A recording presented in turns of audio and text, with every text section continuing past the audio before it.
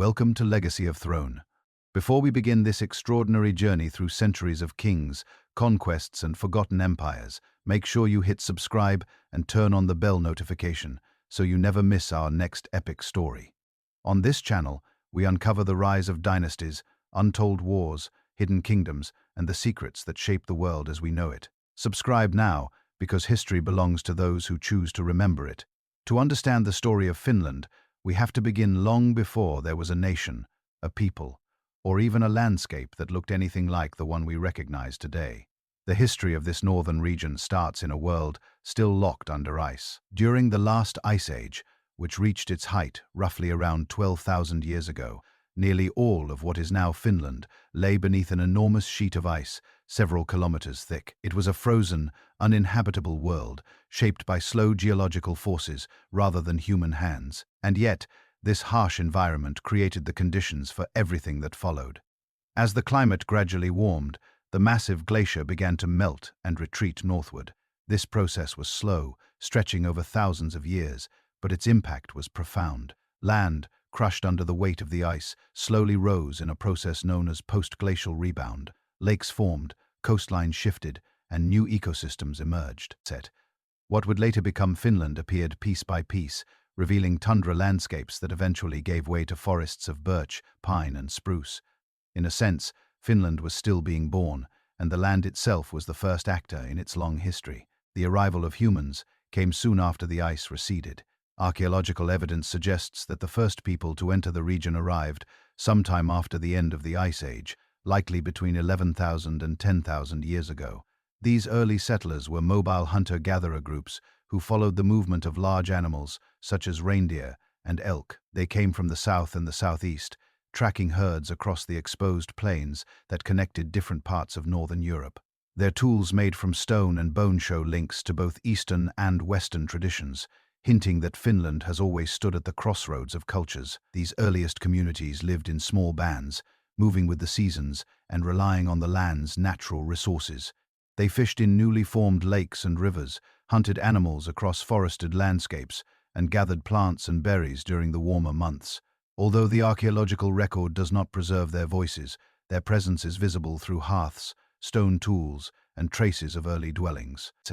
Sites such as those, found near the southern coast and around Lake Sea, show that people were already adapting to Finland's unique environment thousands of years before recorded history.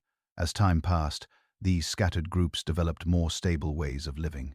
Around the 6th millennium BCE, a culture known as the Suomusjärvi group became widespread. They left behind distinctive stone tools, including axes and scrapers designed for forest environments. Their lifestyle shows how people adjusted to the dense woodlands that were spreading across Finland at this time. The shift from open tundra to thick forest changed hunting patterns and required new skills. It encouraged fishing and trapping, and it pushed communities to refine their understanding of rivers, lakes, and seasonal cycles. During the 5th millennium BCE, another major cultural development appeared, the comb ceramic culture. Named for its pottery decorated with comb-like impressions, this group stretched across much of Finland and into neighboring regions. Their pottery is among the earliest evidence of ceramic production in this part of Europe. It signals not only improved technology, but also a growing sense of settled life. As ceramic vessels are harder to transport than stone or bone tools, although people still moved seasonally, camps became more regular and social networks expanded through trade across the Baltic. These networks connected Finland to a broader world. Amber, slate, and other materials found in Finnish archaeological site show that long-distance exchange was already part of daily life thousands of years ago. Ideas flowed, along with objects. Fishing techniques, tool designs, and pottery styles changed over time, indicating contact with communities in modern-day Russia, Estonia, and Scandinavia. Finland was never isolated. It was part of a northern web of cultures that shared resources and knowledge. Slowly, over many centuries, the ancestors of the modern Finns and the Sami people began to take shape as distinct groups. Linguistic research points to an early form of the Finn-Ugric languages spreading into the region from the east.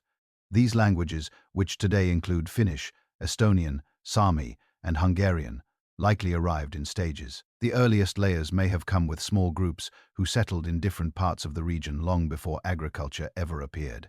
The Sami language, for instance, likely split from early Finnic forms, thousands of years ago, and the Sami people gradually established themselves across northern Finnoscandia. This gradual separation of communities was influenced by climate, geography, and lifestyle. The Sami adopted a highly mobile way of life suited to the far north, specializing in reindeer hunting and later hurrying. Meanwhile, the ancestors of the Finns settled more permanently in southern and central regions, relying on a mixture of hunting, fishing, and eventually small-scale agriculture.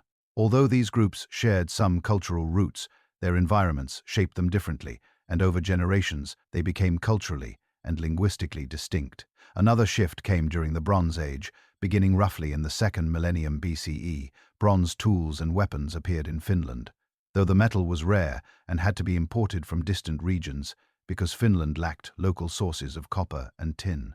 This scarcity meant bronze items were prized possessions, often found in burial sites or ceremonial contexts. Their presence suggests growing social differentiation, as only certain individuals or families could access such valuable objects. The spread of bronze also hints at increasingly organized trade routes, further connecting Finland to northern Europe. Throughout this period, Finland remained a land of small, scattered communities living within a vast, natural landscape. Yet, these communities were not static.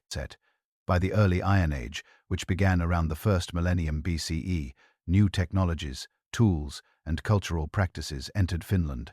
Iron was more abundant and more accessible than bronze, allowing local production rather than relying entirely on trade. With iron tools, agriculture became more practical and forests could be cleared more efficiently.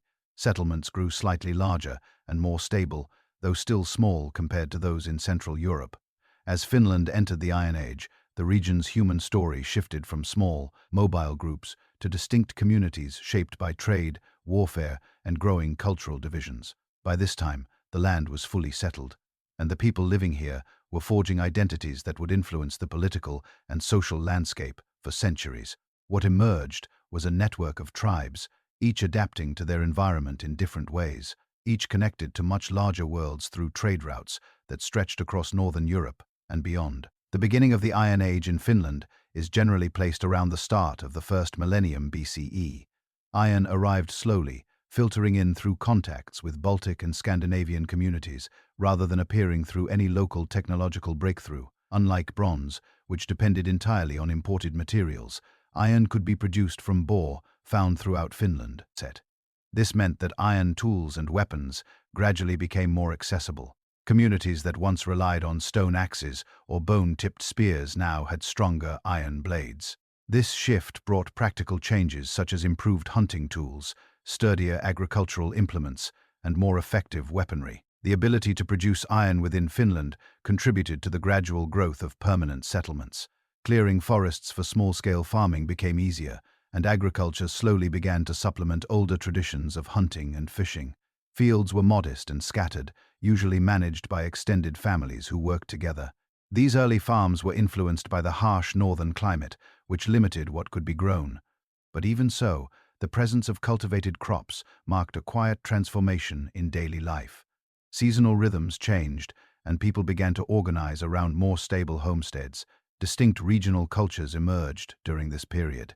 Archaeologists identify several tribal groups based on burial customs, artifacts, and settlement patterns. Among these groups were the Tevestians in the central regions, the Karelians in the east, and the Finns proper in the southwest. These were not unified political entities, but rather clusters of villages and extended families who shared similar lifestyles and traditions. Over time, however, the differences between them grew clearer, shaped by geography, local resources, and outside influences. The southwest, with easy access to the Baltic Sea, developed closer connections to Scandinavia.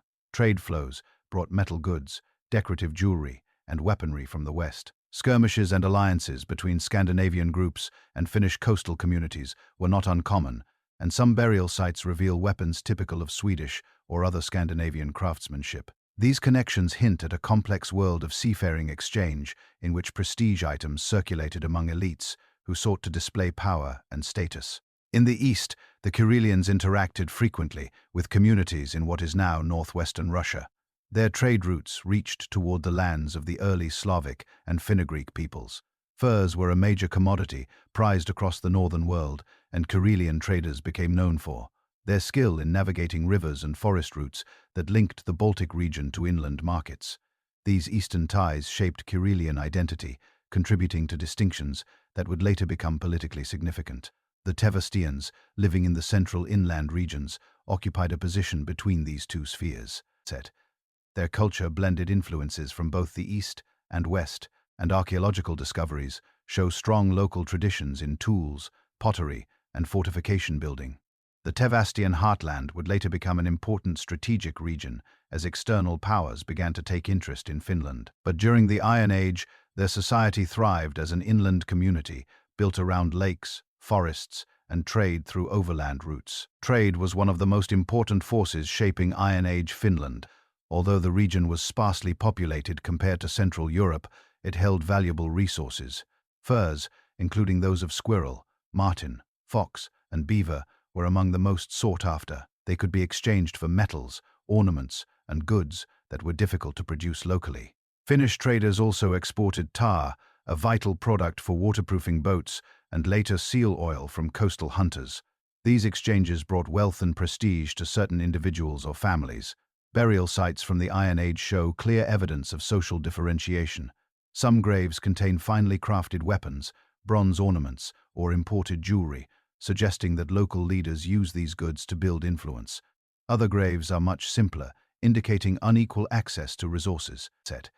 This does not necessarily mean rigid social hierarchy, but it does reveal the beginnings of local chiefs or clan leaders who controlled trade networks and protected their communities. Iron Age Finland was not an isolated frontier, but a meeting point between several expanding cultural zones. To the west, Scandinavian societies were developing chiefdoms and maritime traditions. To the east, early forms of the Rus and various Finnegree communities were shaping the riverine trade, routes that would one day connect northern Europe to the Black Sea and the Byzantine Empire. Finland sat between these worlds, absorbing ideas and participating in exchanges that stretched much farther than the region's small settlements might suggest. Language also played a role in shaping the cultural landscape. The early Finnic languages had already taken root in southern and central Finland, while the Sami languages developed further north. These linguistic groups were not sharply divided by political borders, but they reflected deep migrations and cultural shifts that had taken place over thousands of years. During the Iron Age, these languages continued to evolve as communities interacted, traded, and sometimes competed with one another. While written records do not exist from this era in Finland, neighboring cultures left accounts that help historians understand its broader context. Scandinavian sagas and chronicles written centuries later occasionally mention Finnic peoples, often describing them in terms of their skills in hunting, magic, or distant trade. Although these descriptions are colored by myth and cultural bias, they show that Finnish tribes were recognized by their neighbors and that the region played a role in Northern Europe's larger story. As settlements became more established, fortifications began to appear. Hill forts built on naturally elevated terrain became centers of local defense and symbols of communal strength. They were usually simple constructions made from stone walls reinforced with wooden palisades. These hill forts were not large enough to house entire populations, but they offered refuge during raids or periods of conflict. Their presence suggests increasing competition among tribes or pressure from outside groups seeking control over trade routes and resources. Though conflicts undoubtedly occurred, the Iron Age in Finland was not defined solely by warfare. It was a period of adaptation and change. People experimented with agriculture, developed new technologies, and created artistic expressions visible in pottery, jewelry, and decorative metalwork. One example of this craftsmanship includes intricate bronze spirals and animal motifs found in burial sites. These designs reveal a cultural world that was both spiritual and expressive, reflecting beliefs about ancestors, nature, and the afterlife. Religion in Iron Age Finland remains partly mysterious, but archaeological evidence suggests a worldview deeply connected to the natural environment. Animals, such as bears, held important symbolic roles, and many communities practiced rituals tied to hunting and seasonal cycles. Sacred sites likely existed in forests, by lakes, or on hilltops, places where people sought guidance or offered thanks. These beliefs shaped daily life and strengthened communal bonds. As the Iron Age shifted into the medieval era, the lands that would one day form Finland found themselves facing new pressures that came not from trade or tribal rivalries, but from ambitious foreign powers seeking to extend their authority. By this time, the tribes of Finland had established distinct identities, regional networks, and patterns of life. Yet they were still politically fragmented, organized around local leaders rather than any central authority. This fragmentation, combined with Finland's strategic position along the Baltic Sea, made the region increasingly attractive to neighboring kingdoms that were expanding their influence. Among these powers, Sweden emerged as the dominant force, driven by both religious ambition and political calculation. The medieval period in Northern Europe was marked by the spread of Christianity, a movement that carried not only spiritual meaning but also political weight. By the early Middle Ages, Sweden had already embraced Christianity and was transforming its institutions around the new faith. As the Swedish crown strengthened its internal rule, it also looked outward toward lands that remained outside Christian Europe. Finland, lying directly across the Baltic, was one of these frontier regions. To Swedish rulers, it represented both an opportunity and a challenge. In their view, controlling Finland offered a way to secure trade routes, limit the influence of rival powers, and expand the reach of the church. This combination of motives led to a series of military and missionary campaigns, often referred to as the Swedish Crusades. Although later medieval and early modern chroniclers tended to frame these as religious expeditions, modern historians emphasize that they were deeply tied to geopolitical interests. The exact details of these campaigns are debated, but their effects are clear. They marked the beginning of sustained Swedish expansion into Finnish territory and opened the door to the gradual Christianization of the region. One of the most widely known episodes involves the figure of Bishop Henry, a missionary said to have traveled to Finland during a Swedish-led expedition. His story became foundational in Finnish Christian tradition. According to later accounts, Bishop Henry accompanied King Eric, remembered as Saint Eric in Swedish tradition, in a campaign to bring Christianity to the region. After the expedition, Henry reportedly stayed behind to continue missionary work, only to be killed by a local man named Lai. Although historians debate the accuracy of these details, the legend reflects a real shift taking place. Christian authorities were pushing into Finnish lands, and resistance was not uncommon. What made these campaigns significant was not any single event, but the broader change they represented. Swedish influence in southwestern Finland grew stronger as churches were built, clergy settled, and new forms of administration appeared. Missionary activity played a central role in the earlier stages, but the spread of Christian institutions soon became intertwined with political control. For local communities, this introduced new expectations regarding law, worship, and allegiance. Christianity brought with it the Latin alphabet, new rituals, and new forms of authority that connected Finland to the broader European world. The arrival of the church also altered the balance of power among local leaders. In many parts of medieval Europe, Christian institutions reinforced the authority of emerging states, and Finland was no exception. Aligning with the church could provide social prestige and access to connections beyond the local region. For some tribal leaders, cooperation with Swedish authorities offered material benefits, including protection and influence. For others, it posed a threat to established traditions. The process of conversion therefore varied widely, with some communities adopting Christian practices gradually and others showing resistance. Sweden's expansion into Finland was not only religious, but also military. Fortifications began to appear along key routes, signaling a more permanent presence. These early forts served administrative, defensive, and symbolic purposes. They marked Swedish authority in regions that had never before seen centralized rule. Among the most important early centers was Turku, which would later become the heart of ecclesiastical and political administration in Finland. From such bases, the Swedish crown could oversee taxation, legal matters, and the activities of local elites. The spread of Christianity also introduced new social structures. Parishes became centers of community life, and the church played a major role in education, record-keeping, and local governance. Priests, many of whom came from Sweden, taught Christian doctrine and helped integrate Finnish communities into the rituals and expectations of the wider medieval Christian world. Over time, these institutions reshaped daily life, influencing everything from marriage customs to burial practices. Another important consequence of Swedish expansion was the decline of other potential influences in the region. During this era, Novgorod, an important Rus principality, held significant power to the east. Novgorod's traders and missionaries interacted with eastern Finnish tribes, especially in Karelia, and the Orthodox Church began to make inroads into these areas. This created a cultural and religious divide that would deepen in later centuries. While southwestern and central Finland fell under Swedish political and religious influence, the East increasingly experienced interaction with Orthodox Christian traditions linked to Novgorod. This emerging divide was not only religious but also political.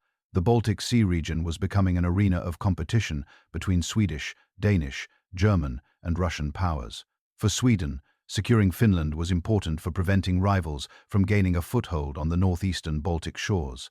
For local Finnish communities, this meant that outside powers were increasingly drawn into their world, sometimes offering alliances and sometimes imposing authority. As Swedish rule extended deeper into Finland, systems of law and taxation took root. These were adapted from Swedish models, but applied through local structures. Finnish peasants became part of a broader administrative framework that linked them to the crown.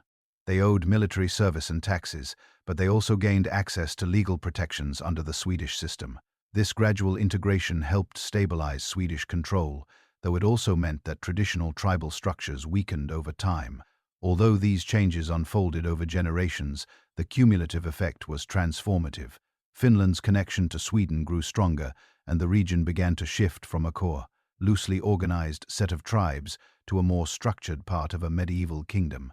The Christianization of Finland, while incomplete in the early centuries, laid the foundation for new cultural developments. Even the use of written language began to spread through church activity, which would later play a crucial role in shaping Finnish identity.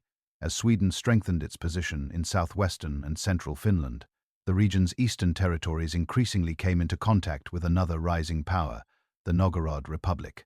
This powerful Rus state, centered around the city of Novgorod, controlled extensive networks of trade stretching from the Baltic Sea to the eastern mountains. It maintained strong ties with Orthodox Christianity, and its influence reached deep into the lands inhabited by eastern Finnish tribes. The expansion of both Sweden and Novgorod turned Finland into a frontier zone, a place where cultures, religions, and political ambitions collided. This era marked a critical turning point in Finnish history. Instead of being shaped primarily by internal developments, Finland now stood between two ambitious powers seeking to consolidate control over the northern world.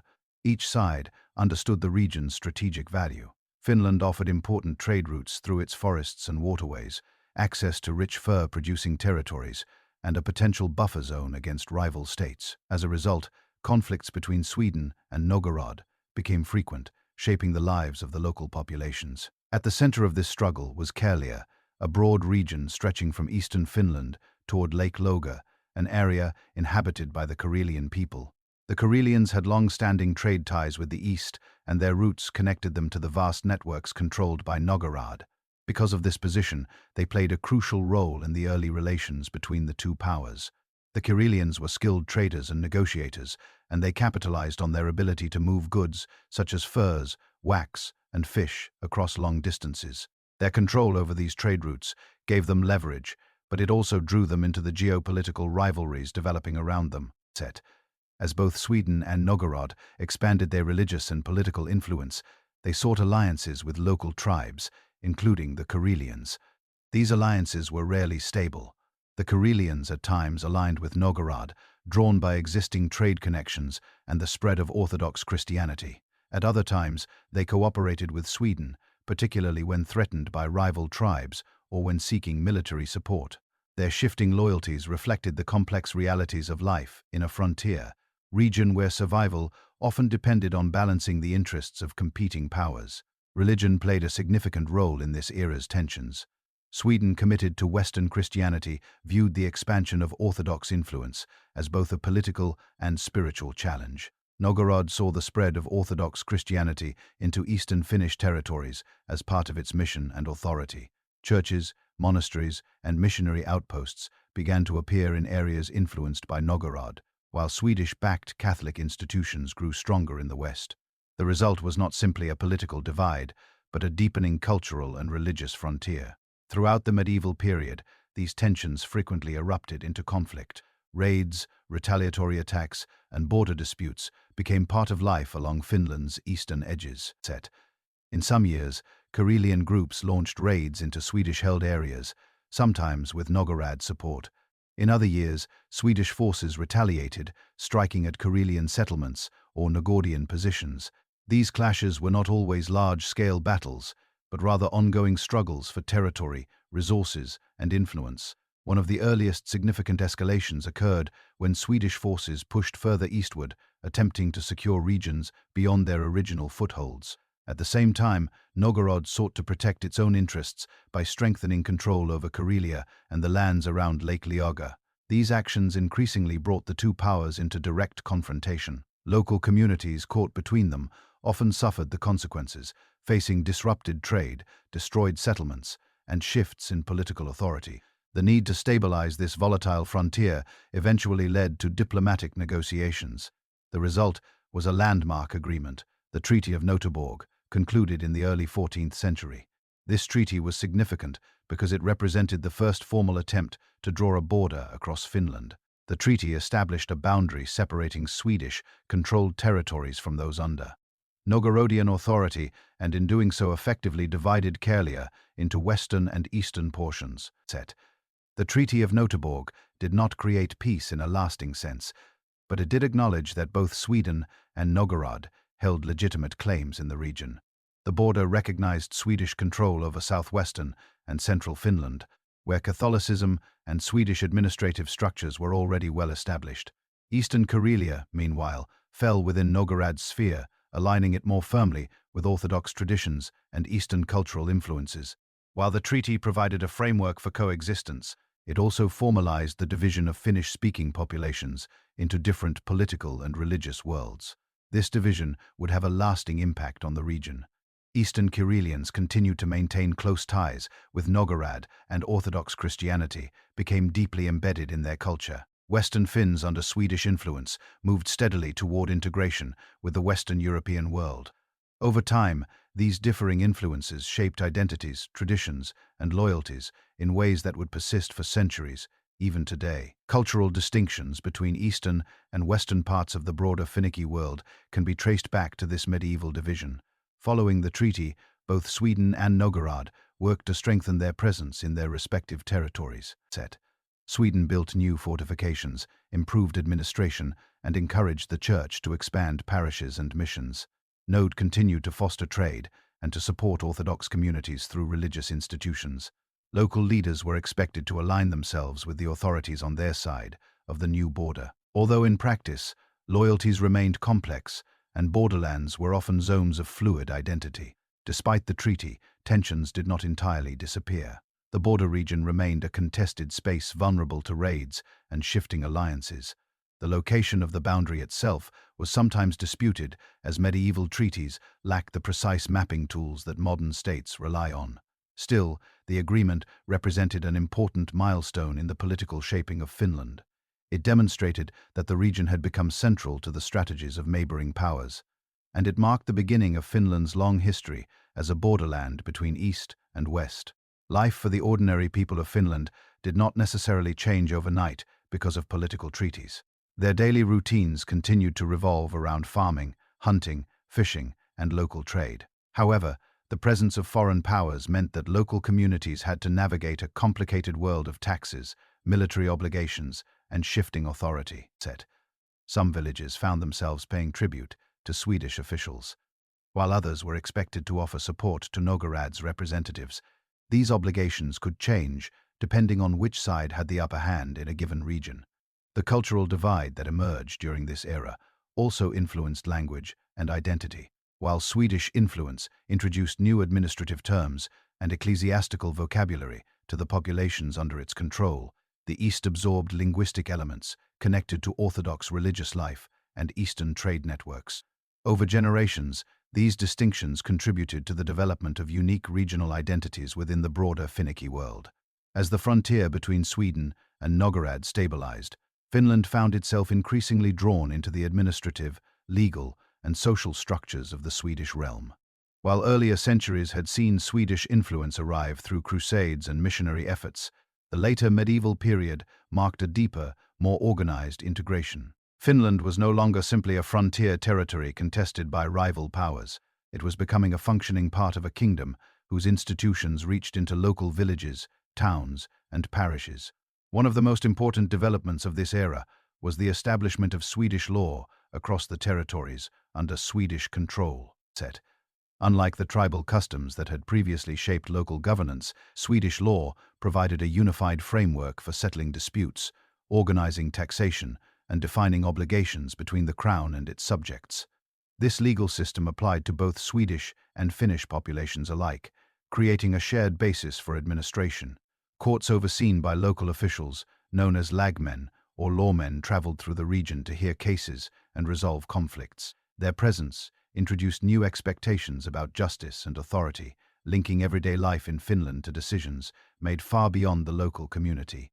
Social order in medieval Finland was structured around the same estates that existed in the rest of Sweden. These estates included the nobility, the clergy, the burghers, and the peasants. Each estate had its own rights and responsibilities contributing to the functioning of the kingdom. The nobility held land and provided military service. The clergy oversaw spiritual and educational matters. The burghers governed the towns and controlled commerce, and the peasants formed the backbone of agricultural life. Although Finland's population lived primarily in rural areas, these estates still shaped social roles and influenced local power dynamics. The Swedish-speaking nobility played a central role in administration. Many noble families received land grants in Finland, linking their fortunes to the region's development. Their estates became administrative centers where taxes were collected, disputes were mediated, and military obligations were organized. The arrival of these families did not erase existing Finnish communities, but it did create new layers of authority.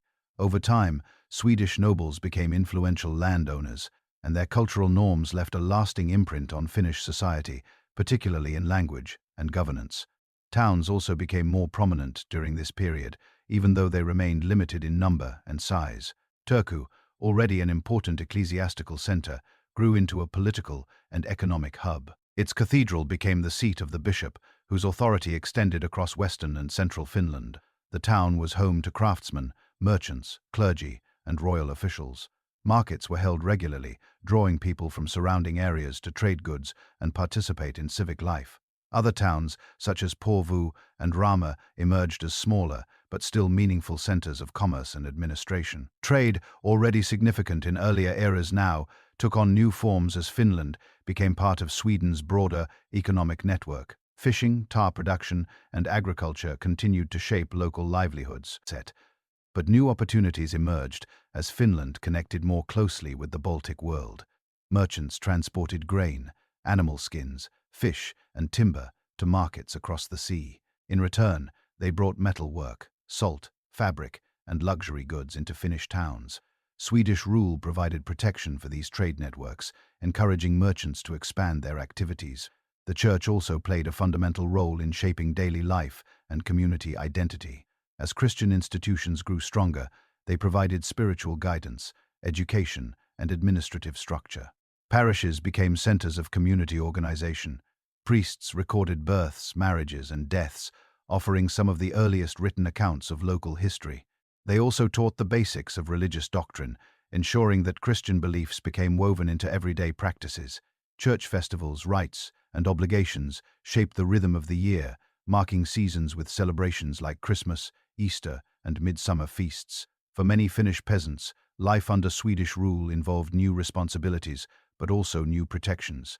They were expected to pay taxes, serve in the militia when needed, and participate in community obligations, such as maintaining roads or bridges. However, Swedish peasant law also granted rights that were uncommon in many other parts of Europe.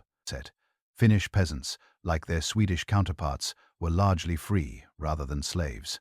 They owned their land or held hereditary rights to it, giving them a degree of economic independence. This allowed rural communities to maintain stability and resilience even as political authority flowed from Stockholm. Daily life in rural Finland continued to revolve around family farms. These farms were typically self-sufficient units producing grain, vegetables, livestock, and other necessities. Families lived in wooden houses built to withstand long winters. Work varied with the seasons, sowing in spring, harvesting in late summer. preparing for winter and autumn, and repairing tools and equipment during the long, dark months. Despite the pressures of taxation and military service, many rural communities retained a strong sense of autonomy, rooted in local customs and family networks. Interactions between Swedish-speaking elites and Finn-speaking peasants created a bilingual environment, especially in western and southern regions. Swedish became the language of administration, law, and the upper classes, while Finnish remained the everyday language of most of the population. This linguistic divide would shape Finnish society for centuries, influencing identity, politics, and cultural development. Still, the two groups were not completely isolated from each other. Trade, intermarriage, and local governance ensured regular interaction, and many Finnish families gradually adopted aspects of Swedish culture. The expansion of Swedish rule also prompted developments in military organization. Finland was strategically important as Sweden's eastern frontier, and the kingdom relied heavily on Finnish peasants for manpower. Local militias were organized to defend the region, and fortifications were improved to withstand potential threats. Although large-scale battles were rare during this early phase, the presence of Swedish authority and the need for defense created a culture of preparedness that would become crucial in future conflicts. One of the subtle but meaningful transformations of this era was the strengthening of written administration. As the church recorded events and officials documented taxes and property rights, Finland slowly became part of a documented world. Written charters defined town privileges, property boundaries, and legal rights. While literacy remained limited primarily to clergy and the small educated elite, the existence of written records helped unify diverse communities under a shared administrative system. As Finland settled more firmly into the structure of the Swedish kingdom, the next major transformation arrived not through conquest or frontier conflict, but through a sweeping religious and cultural shift that reshaped Northern Europe. This movement, the Protestant Reformation, altered the foundations of daily life, governance, and belief across the realm. For Finland, the Reformation did more than change religious doctrine. It introduced a written language, expanded literacy, and laid the groundwork for a shared cultural identity that would endure long after Swedish rule ended. The Reformation took root in Sweden during the reign of King Gustav Vasa in the early 16th century. His motivations blended genuine religious interest with political and economic goals. Breaking with the Roman Catholic Church allowed the crown to seize church property, reduce the influence of bishops loyal to Rome, and consolidate royal authority. These actions transformed the Swedish state and by extension all territories under its control, including Finland. When Sweden adopted Lutheranism as its official faith, Finland was drawn into the reform as an integral part of the kingdom. For Finnish communities, the transition to Lutheranism brought significant changes. The new faith stressed preaching, reading scripture, and personal understanding of religious teachings. This emphasis required a shift away from rituals conducted primarily in Latin towards services and teachings expressed in languages that ordinary people could understand. In Finland, this meant that the Finnish language spoken widely among the population, but previously absent from written religious life, began to move toward a written form. At the heart of this transformation stood Mikael Agricola, often called the father of written Finnish.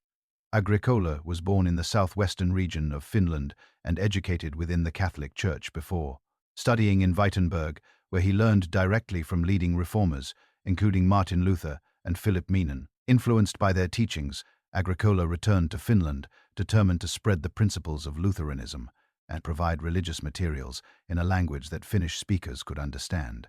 His most influential contribution came through his work as a translator. Agricola set out to create a written form of Finnish that could serve as a foundation for religious instruction. This required him to make decisions about vocabulary, spelling, and grammar, drawing on regional dialects while striving for clarity and consistency. His efforts culminated in the Finnish translation of the New Testament, which he published in the mid-6th century. This monumental work represented the first major printed text in the Finnish language and marked the birth of Finnish literature. Agricola's translation did more than convey religious teachings. It established a linguistic standard that future writers could adopt and refine. Although Finnish existed in many dialects, Agricola's work created a foundation for a shared written language. His additional writings, including prayer books, mystical texts, and catechisms, helped spread this standardized form across Finnish-speaking communities. Over time, this early literary effort became a cornerstone of Finnish cultural identity. The spread of Lutheranism also reshaped education. The Lutheran Church believed that every Christian should be able to understand Scripture and participate in religious life. As a result, literacy became an important goal, not just for clergy, but for ordinary people. Parishes were expected to teach basic reading, often through the catechism, which summarized core beliefs. This emphasis on reading dramatically increased literacy rates over the following centuries, laying the groundwork for Finland's later reputation as a highly educated society. In addition to language and literacy, the Reformation changed the structure of religious institutions. Monasteries, which had played a role in social care, education, and economic life, were dissolved across the Swedish realm. Their lands and wealth were transferred to the crown, altering local power dynamics. While Finland did not have as many monastic institutions as some regions in Central Europe, the closures nevertheless affected economic networks and religious traditions. Church buildings remained central to community life, but their governance shifted from Catholic orders to a Lutheran hierarchy aligned with the Swedish state. The new religious framework introduced changes to daily life as well. Lutheran teachings emphasized the importance of family, moral discipline, and personal piety. Sermons became the primary means of communicating religious ideas, and pastors were expected to guide their congregations in both spiritual and practical matters. Weddings, funerals, and baptisms continued as essential community events, but their meanings were reshaped through Lutheran doctrine. Even the church calendar changed, as some Catholic feast days were removed and new observances were introduced. While the Reformation unified Finland under a shared religious structure, it did not eliminate all tensions. Some communities were slow to abandon older practices, and remnants of pre-Christian beliefs continued to appear in local customs. The Finnish countryside held strong traditions tied to seasonal rhythms, nature spirits, and ancestral rituals. Although the church discouraged these practices, they often blended with Christian beliefs, creating a distinctive Finnish religious culture. Over time, Lutheranism absorbed and reshaped these older elements, contributing to a unique expression of faith rooted in both European doctrine and local tradition. The Reformation also influenced political life. As the church became more closely tied to the Swedish crown, Finland's integration into the kingdom deepened. Bishops, now Lutheran, played major roles in administration and education. Parishes served as centers of governance, recording population data, collecting taxes, and organizing local affairs. The church's administrative structure became a bridge between rural communities and the state, ensuring that royal policies reached even the most remote villages. One notable consequence of the Reformation was the expansion of printed materials. As printing presses spread across Europe, books became more accessible. Although Finland did not yet have its own printing houses, Swedish presses produced texts that circulated widely. Religious instruction manuals, hymnals, and educational materials reached Finnish parishes, reinforcing Lutheran teachings. Written communications slowly entered daily life, influencing how people learned, worshipped, and understood the world. Cultural life also evolved during this period. Music, particularly hymn singing, became a central element of Lutheran worship. Hymns allowed congregations to participate actively in services, creating a shared experience across different regions. Over time, Finnish translations of hymns enriched local musical traditions, combining European melodies with Finnish poetic structures. This musical culture would eventually become a powerful expression of national identity. The Reformation also opened new paths for social mobility. Education became more important, creating opportunities for talented individuals regardless of their background. Schools associated with cathedrals and towns grew in significance, training clergy, scribes, and administrators. Although access to higher education remained limited, the foundations laid during this era would eventually lead to the development of universities and broader educational reforms. As the changes brought by the Reformation settled into daily life, Finland entered a period shaped not by cultural transformation, but by war, state ambition, and the harsh pressures of emerging European power politics. The 17th and early 18th centuries were marked by Sweden's dramatic rise to the status of a major northern empire. A rise that carried profound consequences for Finland, which formed the kingdom's eastern half and often bore the brunt of its military campaigns. During these turbulent centuries, Finnish society faced heavy taxation, repeated conscription, and devastating invasions, culminating in a traumatic era remembered as the Great Wrath. Sweden's ascent began in the early 17th century when Swedish monarchs launched a series of military campaigns across the Baltic region. Their goal was to secure control over important trade routes, strengthen national defenses, and assert influence over Northern Europe. These ambitions were not abstract to Finland. They translated into immediate demands on the population. Finnish men were recruited into the Swedish army in large numbers, forming regiments that fought far beyond their homeland. These soldiers marched through the battlefields of Central Europe during the conflicts, often known collectively as the 30 Years' War, serving under commanders who sought to make Sweden a leading Protestant power. For Finland, this period of military expansion brought new forms of organization. The allotment system introduced gradually across the Swedish realm required peasants to provide soldiers, equipment, and support structures. Under this system, groups of farms collectively furnished one soldier and maintained his upkeep. While the system provided long-term stability for the army, it also placed a heavy burden on Finnish rural communities. Many farms were small and already stretched thin by short growing seasons and demanding winters. Supporting military obligations often meant sacrifices in labor, resources, and family stability. Despite these hardships, Finnish soldiers gained a reputation for discipline and resilience. The Finnish light cavalry, sometimes referred to as Hakkapalitat, became well known across Europe for their effectiveness in battle. Serving far from home, they became symbols of Finland's contribution to the broader ambitions of the Swedish crown. Yet for the families left behind, this reputation carried a difficult cost. Losses on distant battlefields meant missing husbands, sons, and fathers. Villages sometimes saw a generation of young men depleted by war. Meanwhile, Sweden's growing empire required not only soldiers, but also resources. Taxes increased to fund campaigns and to maintain new territories acquired through treaties and conflict. Finnish peasants, who formed the majority of the population, felt the strain as grain, livestock, and monetary taxes rose. In some regions, famine struck during years when harvests failed or when excessive demands left families with too little to survive the harsh winters. These pressures made daily life increasingly unstable, and many communities struggled to meet both subsistence needs and the expectations of the state. The constant military demands also reshaped Finland's landscape. New fortifications were built in strategic locations to defend the empire's eastern frontier against Russia.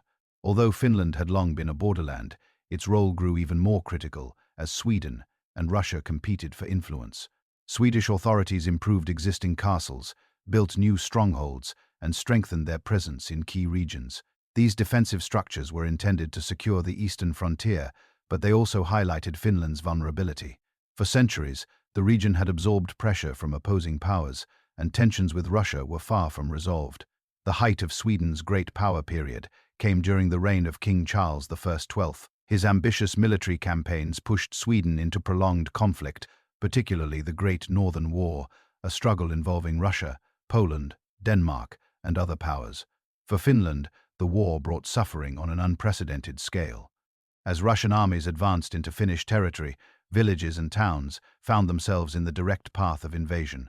The period of occupation that followed is known in Finnish history as the Great Wrath, a term that reflects the devastation and trauma experienced by the population. During the Great Northern War, Finland became a battlefield in the struggle between Sweden and Russia. Russian forces penetrated deep into the region, capturing towns, burning farms, and disrupting all forms of local governance. Ordinary people bore the brunt of the conflict. Families fled their homes, fields were left untended, and communities faced shortages of food, shelter, and security. Reports from the period describe widespread destruction, forced labor, and the breakdown of social order. Many Finns sought refuge in the forests or fled westward to avoid the advancing armies. The occupation disrupted every aspect of life. Taxes could not be collected. Parishes struggled to maintain records and trade collapsed. The basic institutions that had grown stronger during earlier centuries, parishes, courts, and markets, were unable to function under the strain. Some regions experienced population decline due to famine, disease, or displacement. In other areas, families were torn apart as soldiers were conscripted or as civilians were forcibly relocated. The trauma of this era left a deep imprint on collective memory. Despite the hardships, Finnish communities demonstrated remarkable resilience. Villages rebuilt when armies moved on. Families supported one another through shared labor, and local leaders attempted to maintain stability. The church, although strained, continued to provide spiritual and practical support. When the war finally drew to a close, Finnish society faced a long and difficult period of recovery. Rebuilding homes, restoring farms, and re-establishing local governance required tremendous effort. Yet, the resilience of Finnish communities allowed them to begin this process even before peace was formally declared. The Great Northern War ended with the Treaty of Usukapunki, in which Sweden ceded significant territories to Russia. Although Finland remained part of Sweden, the loss marked the end of Sweden's era as a major European power. The kingdom emerged weakened, and the memory of the war's devastation shaped political and military priorities for generations. For Finland, the war confirmed both its strategic vulnerability and its importance within the Swedish realm. The eastern frontier had proven to be a critical battleground, and future policies would reflect this reality. The aftermath of the war also brought administrative changes. Recognizing the need for stronger defense, Swedish authorities reorganized military structures and invested in new fortifications. They also sought to improve taxation systems to stabilize state finances. For Finnish peasants, this meant that while the war had ended, economic burdens remained heavy. However, the state also recognized the need to support recovery in some areas. Temporary tax relief or rebuilding assistance helped communities regain stability. Culturally, the era left a lasting legacy. The suffering experienced during the Great Wrath entered oral tradition and later historical writing as a defining example of national endurance. Stories from this period, passed down through generations, emphasized resilience, loyalty, and the ability to survive extreme hardship. These themes would reappear in later periods of Finnish history, reinforcing a sense of shared identity rooted in perseverance. By the late 18th century, Finland had weathered centuries of frontier warfare, heavy taxation, and the sweeping political ambitions of the Swedish crown. The trauma of the Great Northern War and subsequent conflicts had exposed Sweden's declining military power. Even as Finnish communities rebuilt their fields, towns, and livelihoods, yet the world around them continued to change. Across Europe, old empires clashed, new alliances formed, and revolutions overturned established orders. Within this turbulent landscape, Finland's political fate would be reshaped not by internal rebellion, but by decisions made in distant capitals. The shift from Swedish rule to becoming a Grand Duchy within the Russian Empire marked one of the most significant turning points in Finnish history. The roots of this transformation lay in the growing rivalry between Sweden and Russia. Although the two powers had fought numerous wars over the preceding centuries, their confrontation in the Napoleonic era carried unprecedented consequences. By this time, Russia had grown stronger, while Sweden struggled to maintain its influence. Political tensions across Europe affected every corner of the continent, and Finland, positioned between the Swedish heartland and the expanding Russian Empire, became a strategic prize. The catalyst for the next dramatic shift was Napoleon Bonaparte's sweeping influence over European politics. As France expanded its dominance, nations were forced to choose between allegiance to Napoleon or defiance. Russia initially opposed France, but later entered into an uneasy alliance. Under pressure from Napoleon, Russia demanded that Sweden join the Continental System, a French-led economic blockade targeting Britain. Sweden refused. This refusal gave Russia the justification it needed to pursue long-standing ambitions in the Baltic region. For Finland, these geopolitical tensions meant that its future would soon be determined by decisions made far beyond its borders. Russia viewed Finland as a vulnerable frontier whose control was essential for securing St. Petersburg, the empire's capital. Swedish leaders, weakened by internal division and without strong European allies, struggled to defend their eastern territories. When Russia launched its invasion, Finland became the central battleground in a conflict that would shift its political destiny. The war that followed, known as the Finnish War, brought rapid and sweeping changes. Russian forces advanced into Finland with the aim of removing the region from Swedish control. Although Finnish soldiers fought bravely within the Swedish army, the kingdom lacked the resources and strategic position to repel the invasion. Towns and fortresses fell one by one, and communication between Swedish leadership and Finnish defenders grew increasingly strained. The war's outcome became clear long before peace negotiations began. During the conflict, a remarkable shift took place among Finnish leaders and elites. Recognizing Sweden's weakening position, some of them began to consider whether aligning with Russia might offer opportunities for greater autonomy. Russia, aware of these sentiments, adopted a strategic approach. Instead of treating Finland as conquered territory, Russian officials promised to respect local laws, customs, and institutions. This approach contrasted sharply with earlier occupations and made the prospect of Russian rule appear less threatening than it might otherwise have been.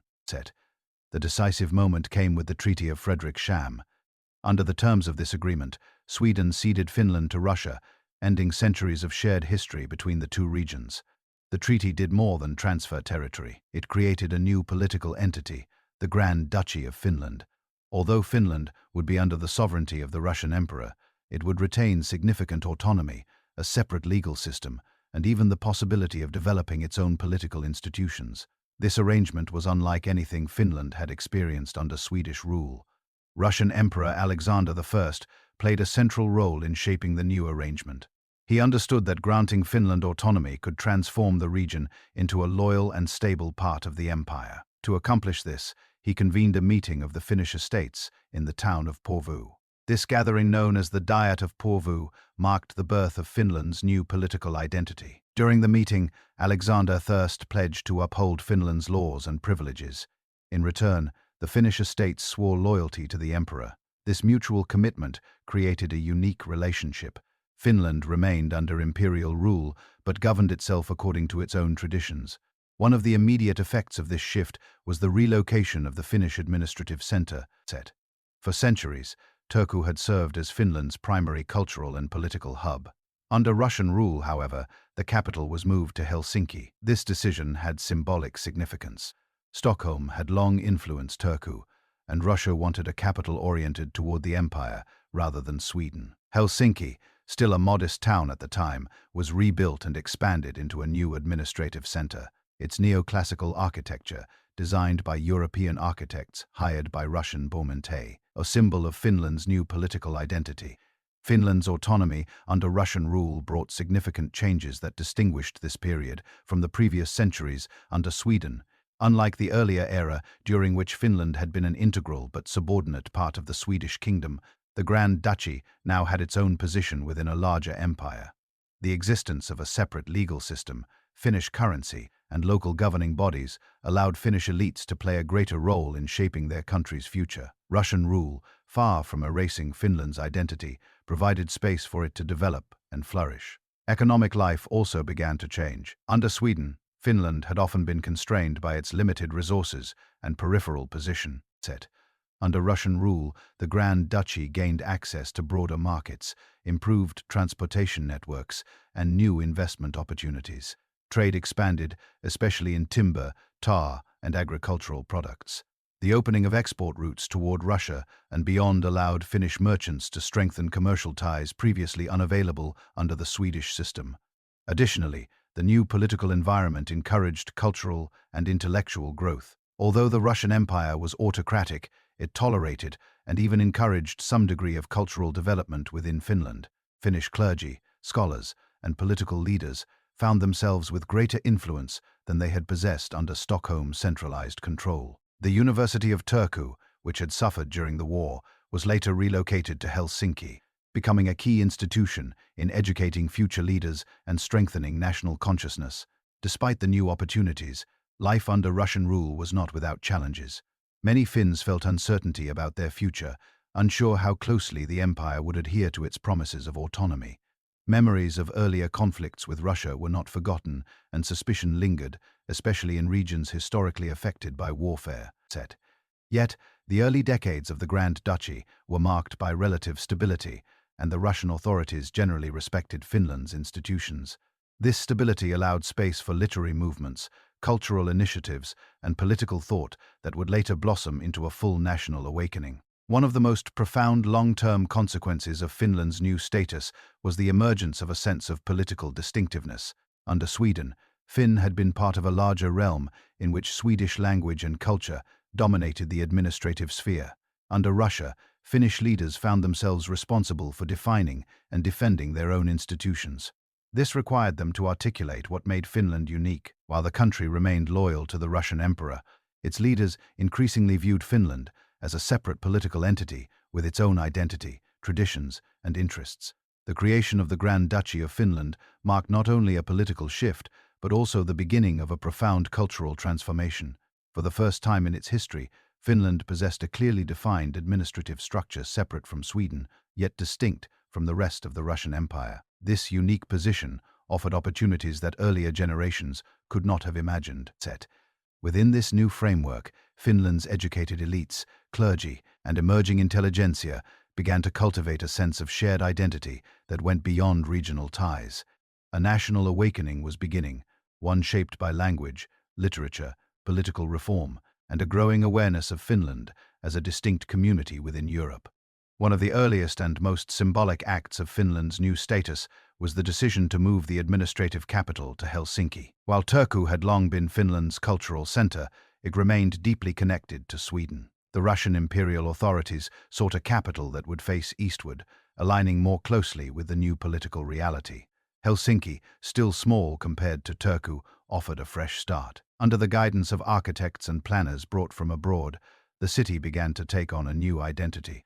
Neoclassical buildings rose along newly drafted streets, creating a capital that projected order, stability, and modernity.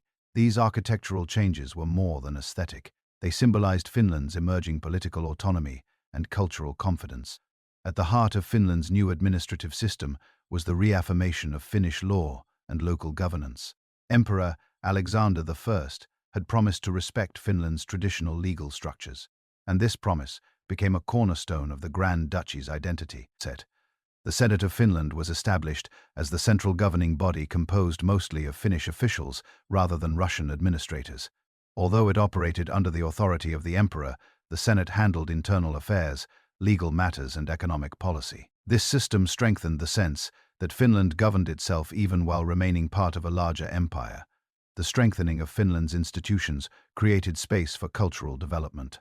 One of the most important factors in this transformation was the increasing role of the Finnish language. For centuries, Swedish had dominated administration, education, and the upper classes. Finnish, though spoken by most of the population, had rarely appeared in official settings. But as national consciousness grew, scholars and writers began to elevate the Finnish language as a cultural foundation. This linguistic movement played a crucial role in shaping early Finnish nationalism. A key figure in this development was Elias Lunro, a physician and folklorist who traveled through rural Finland collecting oral poetry, songs, and legends. These traditions, preserved through generations of storytellers, reflected the deep roots of Finnish culture long before written literature had taken shape. Lunrot saw in these tales a shared heritage that could unify the diverse regions of Finland. His most significant contribution was the compilation of the Kalevala, an epic poem constructed from the oral traditions he gathered.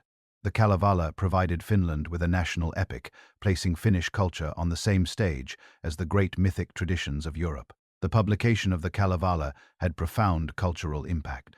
It inspired artists, musicians, writers, and intellectuals to see Finnish culture as rich, ancient, and worthy of expression in literature and art. The epic also introduced audiences across Europe to Finland as a place with its own history and mythology. This growing cultural confidence helped fuel broader movements that emphasized Finnish language, history, and identity. Alongside cultural developments, political thought in Finland began to evolve. Johann Wilhelm Snellman, a philosopher, writer, and statesman, was one of the central figures in articulating the idea of a Finnish nation. Snellman argued that a nation must be built upon a shared language and collective consciousness. In his view, Finn-speaking people needed a written language, education, and literature that reflected their own lives and traditions. His advocacy played a major role in pushing for reforms that would expand the role of Finnish in administration and schooling. These intellectual movements did not emerge in isolation across Europe. The 19th century was a period of rising nationalism. Peoples under large empires from Central Europe to the Balkans began to assert their cultural and political identities. Finland's national awakening formed part of this broader trend. Yet, its path was shaped by the unique circumstances of the Grand Duchy. Finland enjoyed a degree of autonomy that allowed national culture to take root without immediate confrontation with imperial authorities. This peaceful growth distinguished Finland's experience from more turbulent nationalist movements elsewhere. While cultural leaders helped shape national identity, economic and educational reforms strengthened Finnish society. The 19th century witnessed significant population growth, urban development, and improvements in agriculture and transportation. New roads and waterways connected regions that had once been isolated. Increased trade with Russia and other markets supported the growth of towns and industries. This economic integration fostered greater social mobility, creating new middle-class groups who contributed to cultural and political life. Education played a central role in Finland's transformation. Schools expanded in number and improved in quality, and the University of Helsinki, relocated from Turku after a devastating fire, became a hub of intellectual life. Students and professors engaged in debates about literature, history, philosophy, and national identity. These discussions helped shape a generation of leaders who viewed Finland as a distinct nation with its own heritage. Although Swedish remained the language of many academic institutions for several decades, pressure grew to recognize Finnish on equal footing. As the 19th century progressed, linguistic tensions sharpened. The so-called language struggle emerged as a central political issue. On one side stood those who believed that Swedish should remain the dominant language of governance and culture. Many of these individuals came from established Swedish-speaking elites. On the other side were Fennomen activists who argued that Finnish must be elevated to reflect the identity of the majority population. This debate was not only about language, but about the future direction of Finnish society, whether it would continue to align closely with Swedish-speaking traditions or embrace a broader Finnish identity grounded in the lives of ordinary people. Gradually, the Fennomen movement gained momentum. Newspapers and literary journals written in Finnish spread new ideas to wider audiences. Schools began to introduce Finnish language instruction. In time, the Finnish language earned official recognition alongside Swedish, transforming the landscape of public life.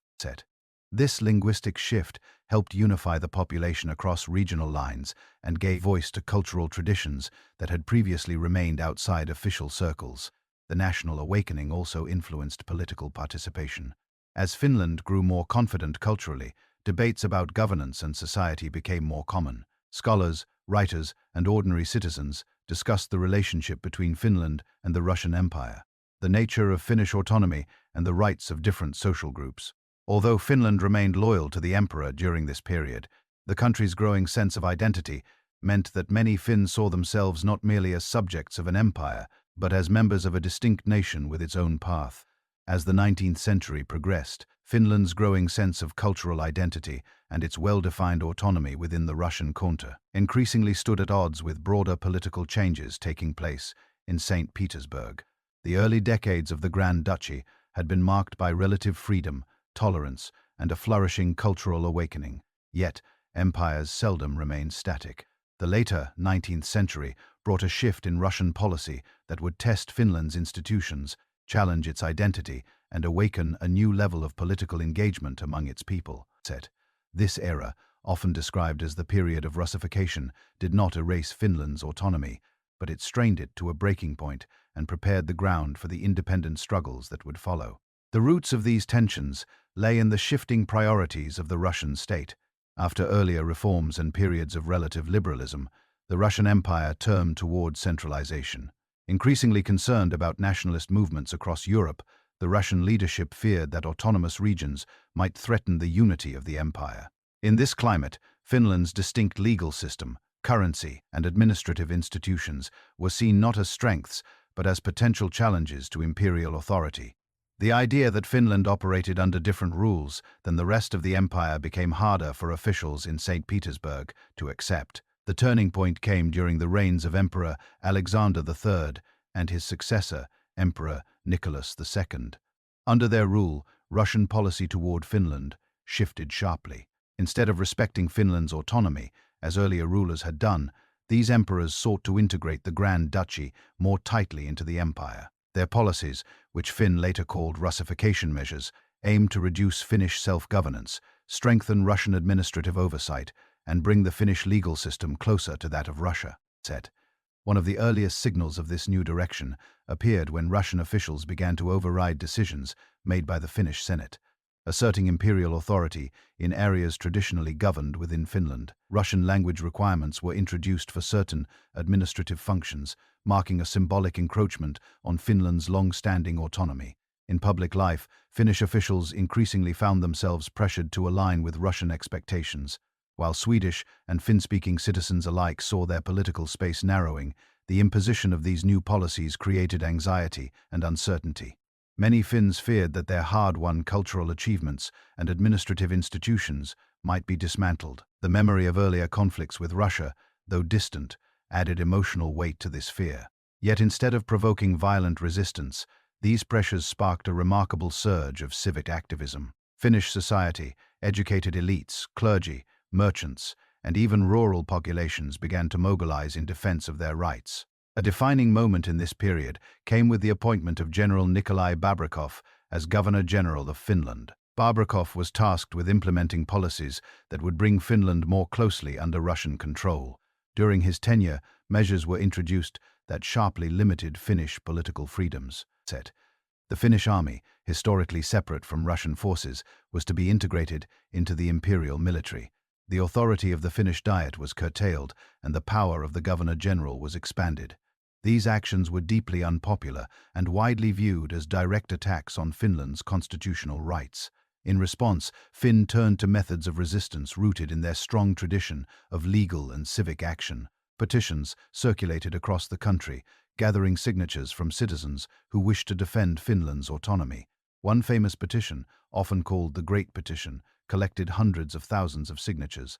A delegation traveled to St. Petersburg to present it to Emperor Nicholas II. The emperor refused to meet them, a symbolic gesture that deepened Finnish distrust and confirmed fears that the imperial government no longer respected Finland's constitutional status. Despite this setback, resistance continued to grow. Newspapers, though censored, found ways to advocate for Finnish rights. Writers and journalists published essays defending the rule of law and urging citizens to remain united. Secret political groups formed, representing both moderate constitutionalists and more radical activists. Among the population, there emerged a sense of shared purpose that transcended linguistic and regional divides. Swedish-speaking elites and Finn-speaking leaders found common cause, united by the belief that Finland's identity and institutions must be preserved. The pressure of Russification also heightened internal political divisions. In the struggle to respond, two broad political factions emerged, the so-called Old Finns and the Young Finns. The Old Finns argued that accommodation and negotiation offered the best chance to preserve Finland's autonomy. They believed that resisting imperial policies too openly might provoke harsher retaliation. The Young Finns, on the other hand, supported more assertive opposition. They contended that defending Finland's legal rights required greater firmness and public resistance. These debates reflected different strategies rather than different values. Both sides wished to protect the autonomy they believed was critical to Finland's future. As the conflict deepened, tensions escalated in ways that surprised even those who had long followed the political situation. Acts of civil disobedience became more common, and underground publications circulated widely. In one of the most dramatic events of the period, Governor-General Babov was assassinated by a Finnish nationalist named Eugen Schahn. Schahn acted alone, believing that extreme measures were necessary to defend Finnish constitutional rights. While the assassination shocked both Finland and Russia, it also revealed the depth of frustration and desperation among some segments of the population. Babrayov's death did not immediately end Russification, but it signaled that the conflict had reached a critical point. Shortly afterward, events in Russia shifted the political landscape. The Russian Empire faced widespread unrest, economic hardship, and growing dissatisfaction across its vast territories. Pressure mounted on the imperial government, culminating in the upheaval of the Russian Revolution of the early 20th century. This revolution forced the emperor to grant reforms across the empire, including in Finland. One of the most consequential reforms for Finland was the introduction of a new parliamentary system. The Finnish Diet was replaced with a modern parliament elected by universal suffrage.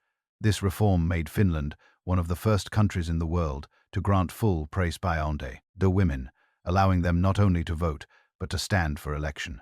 The establishment of a democratic parliamentary system dramatically expanded political participation and demonstrated the strength of Finland's civic traditions. It also represented a major victory for those who had resisted Russification, proving that collective action could shape the future even under imperial pressure.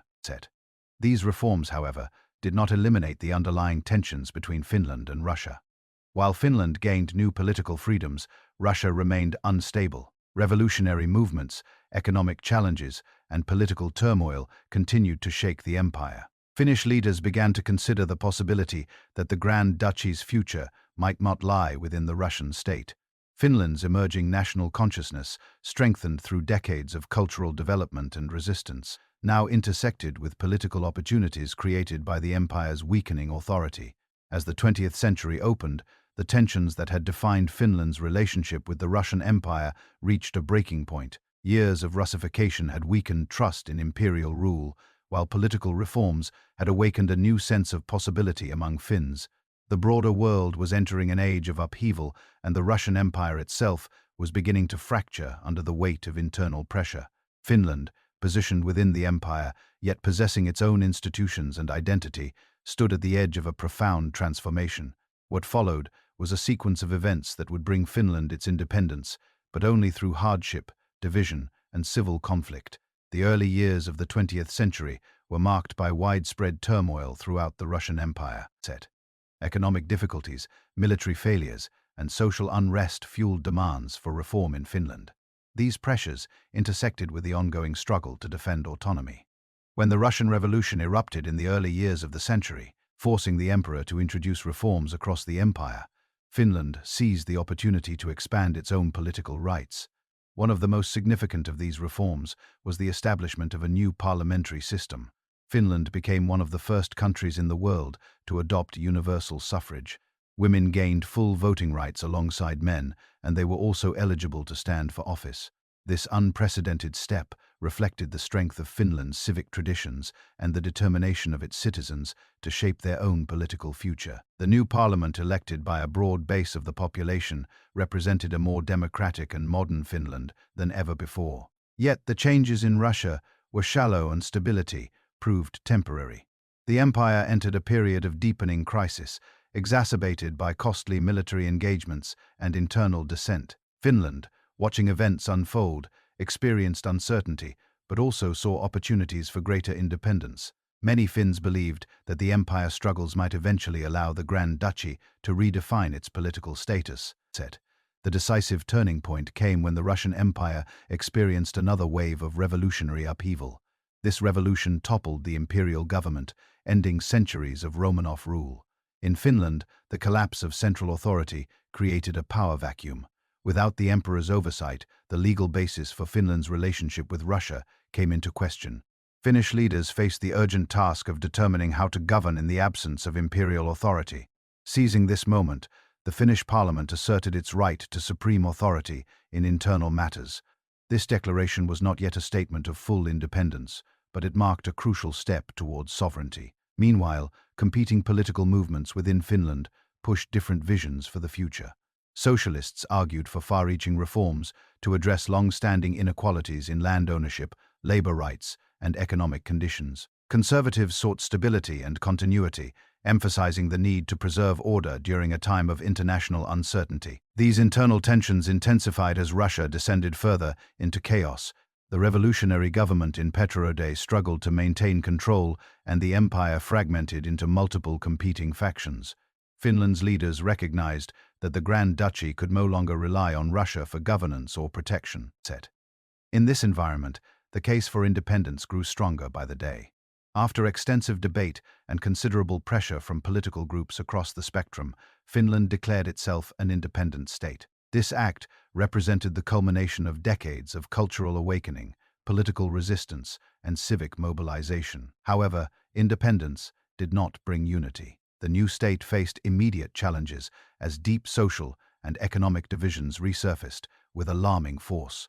Finland had long experienced inequality between landowners and landless workers, between rural laborers and emerging industrial populations, and between different political ideologies.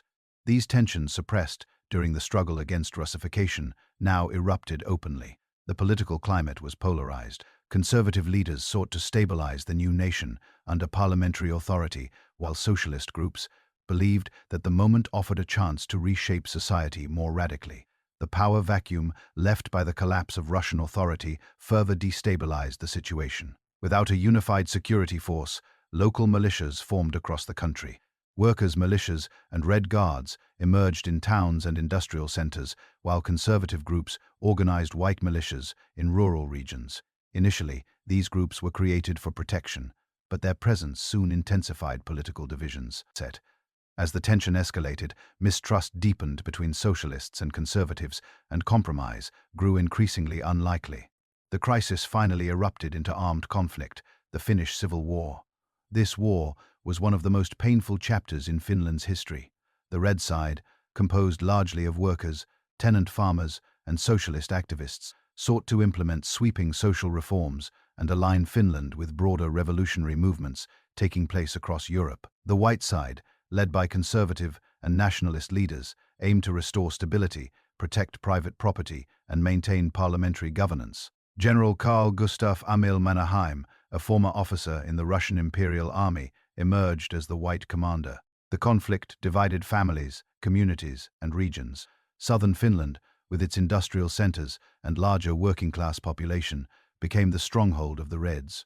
Northern and central Finland, more agrarian in nature, supported the Whites. The war was marked by intense fighting, reprisals, and atrocities committed by both sides. Civilians suffered immensely as front lines shifted and battles engulfed towns and villages. Foreign powers played a limited but significant role. Germany, seeking to expand its influence in Northern Europe, supported the White forces with arms and military advisors.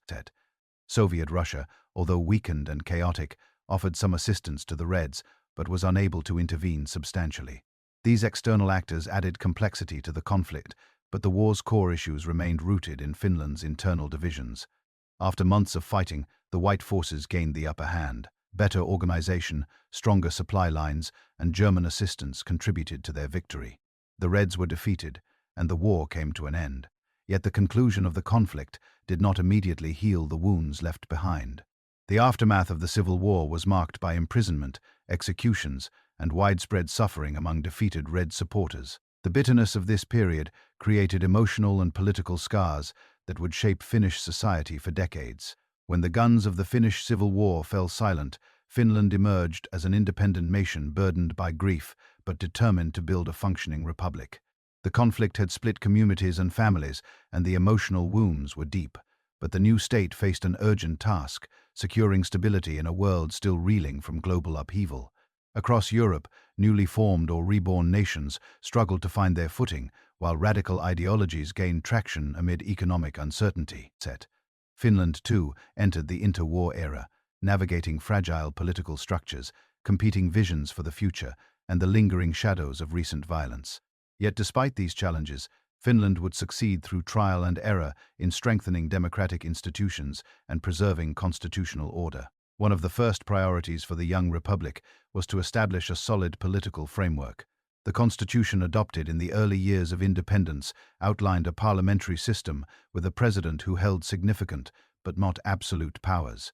This structure was designed to balance authority among different branches of government, reflecting Finland's desire to prevent the concentration of power that had contributed to turmoil in other nations.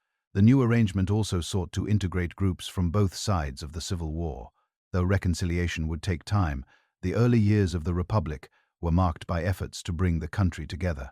Leaders recognized that the Civil War had not been merely a political conflict, but also a social one rooted in inequality, land disputes, and economic hardship. Addressing these underlying issues was essential if Finland hoped to avoid further instability. As a result, land reforms gained prominence in national policy.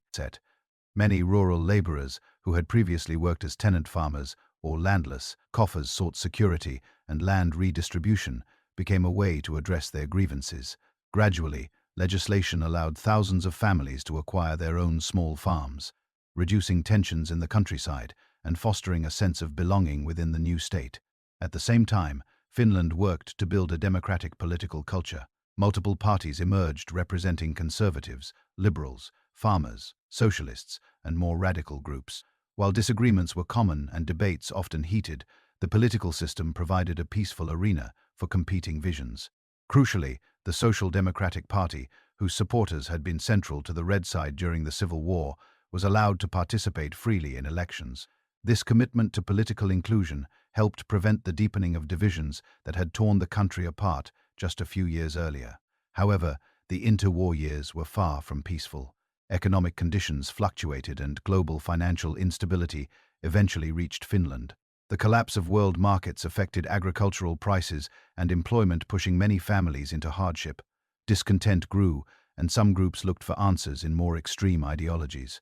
Across Europe, authoritarian movements were gaining ground, and Finland was not immune to these trends. One of the most dramatic manifestations of this tension was the rise of the Lapua movement.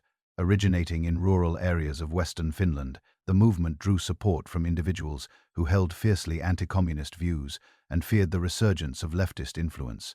The group claimed to defend Finland from internal threats, but its methods soon became aggressive. Kidnappings of political opponents, public intimidation, and attempts to pressure the government became increasingly common. The movement's rhetoric echoed the broader European wave of extremist nationalism. For many Finns, the Lapua movement represented a dangerous step toward authoritarianism. The government faced a difficult challenge: how to curb the movement's influence without provoking further unrest.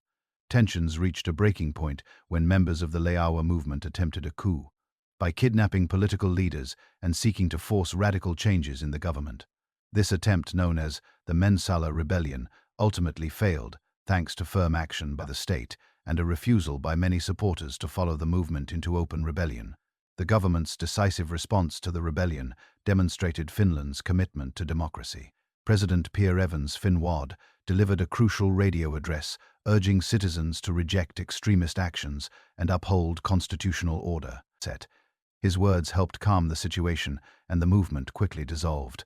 The episode reinforced the strength of legal institutions and underscored Finland's determination not to follow the authoritarian path taken by several European neighbors. While dealing with threats from the far right, Finland also confronted internal divisions within the socialist movement. After the Civil War, the Social Democratic Party had returned to legal politics, but more radical leftist factions operated underground or relied on support from Soviet Russia. These groups sought revolutionary change, mirroring movements across Europe. To address these tensions, the Finnish government banned extremist organizations on both the left and right, aiming to protect democratic processes from violent disruption. This balancing act, opposing radicalism while allowing broad political participation, became a hallmark of Finnish interwar governance. Another important development of this era was Finland's foreign policy, which had to navigate a complex and shifting international environment. With the Soviet Union situated directly across the eastern border, Finnish leaders sought ways to ensure national security without provoking conflict. Diplomatic relations were established with numerous countries, and Finland joined international organizations designed to support peace and cooperation. The country cultivated ties with Western democracies as well as with Scandinavian neighbors, aiming to balance local realities with broader strategic needs. One of the persistent concerns in Finnish foreign policy was the unresolved question of Karelia and other eastern territories lost during earlier conflicts. While some political groups advocated efforts to reclaim these lands, most leaders recognized that aggressive actions could endanger Finland's fragile independence. As a result, foreign policy emphasized caution, neutrality, and the need to maintain peaceful relations with the Soviet Union. This pragmatic approach helped Finland avoid many of the international crises that destabilized other nations during the same period. Despite political tensions, the interwar years also saw progress in social and cultural development. Education expanded, literacy increased, and new cultural institutions emerged. Finnish literature, music, and art flourished. As the national awakening matured, the works of authors, composers, and artists gained recognition both at home and abroad, reflecting a growing confidence in Finnish cultural identity. These developments strengthened the sense of national unity that political challenges had tested. Urbanization accelerated as cities grew and industries expanded. Workers' associations, cultural organizations, and sports clubs contributed to a vibrant civil society. Newspapers and journals shaped public debate, while universities produced graduates who would play key roles in politics, business, and education. Although economic challenges persisted, Finland was gradually building a modern, connected society grounded in democratic values. As the 1930s drew to a close, Finland found itself facing a world rapidly sliding toward another devastating conflict. The fragile stability achieved during the interwar period stood in stark contrast to the rising tensions across Europe. Authoritarian regimes were gaining power, international alliances were shifting, and the borders of nations felt increasingly uncertain. Finland, with its long frontier touching the Soviet Union, understood acutely that peace could not be taken for granted. The next chapter in Finnish history would test the country's unity, endurance, and determination more than any previous era. It would also shape Finland's international identity for generations to come. Although Finland's leaders sought to maintain neutrality, the geopolitical situation left little room for comfort. The Soviet Union viewed the rise of Nazi Germany with apprehension and sought to strengthen its Western defenses. In this view, Finland occupied a strategically sensitive position. The Finnish border laying close to Leningrad, one of the Soviet Union's key cities. Soviet leaders feared that an enemy might one day use Finnish territory as a staging ground for attack. As a result, they began to demand territorial concessions from Finland, arguing that security required adjustments to the border. Finnish leaders understood the significance of these demands, but were unwilling to surrender land essential to national identity and defense. Negotiations between the two countries followed, yet the gap remained wide. Finland sought to preserve its sovereignty. The Soviet Union insisted on strategic guarantees. Diplomacy stalled. Against the backdrop of rising global tension, the Soviet leadership chose a course of action that would plunge the region into war. Soviet forces launched an invasion of Finland, initiating a conflict that came to be known as the Winter War. For the Finnish people, the invasion struck with shocking speed, but not with complete surprise. Although Finland's military resources were limited compared to the vast strength of the Soviet Union, the country had prepared defensive plans and retained a sense of national unity forged during earlier struggles. The Finnish army, composed of citizen soldiers and reservists, mobilized quickly. They faced an opponent many times larger, equipped with immense reserves of manpower and machinery. The Winter War became a story of resilience, improvisation, and determination. The Soviet Union expected a swift victory, but Finnish resistance proved far stronger than anticipated. The harsh northern winter, with its deep snow, freezing temperatures, and limited daylight, favored defenders who knew the land intimately. Finnish soldiers skilled in skiing, forest combat, and survival techniques used mobility and knowledge of terrain to counter Soviet advances. Small, well-coordinated Finnish units harassed larger Soviet formations, striking supply lines using camouflage effectively and relying on swift movement through forests and frozen landscapes. This extraordinary defensive effort soon captured global attention. Newspapers around the world reported on the Finnish stand, often portraying it as a David versus Goliath struggle. Although Finland received sympathy and some material support from other nations, its forces largely fought alone. The Finnish leadership, including commanders such as Marshal Carl Gustaf Emil Mannheim, guided strategy with the goal of inflicting enough losses to force negotiations while preserving the army's ability to resist. Despite Finnish skill and determination, the Soviet Union's immense resources eventually turned the tide. After suffering heavy losses and reorganizing its command, the Soviet military launched renewed offensives. Finnish defenders fought desperately, but the sheer weight of Soviet numbers and artillery pushed them back. As winter began to recede, Finland faced the grim reality that continued fighting could lead to complete occupation. The Winter War ended with a peace agreement that required Finland to cede significant territories, particularly in Karelia. These losses were deeply painful. Entire communities were uprooted as residents of the ceded areas evacuated their homes, carrying only what they could transport. More than 1 out of every 10 Finns became displaced persons almost overnight.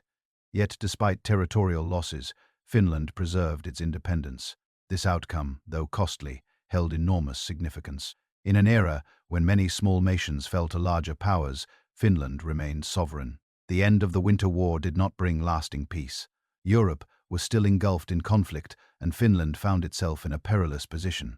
The loss of territory weakened the country's defenses, and fears of renewed Soviet aggression persisted. At the same time, Germany sought to expand its influence in Northern Europe. Finland, desperate for security and military supplies, began to move cautiously toward cooperation with Germany. This was not an ideological alliance. It was a strategic calculation driven by the need to survive. Tensions with the Soviet Union remained unresolved.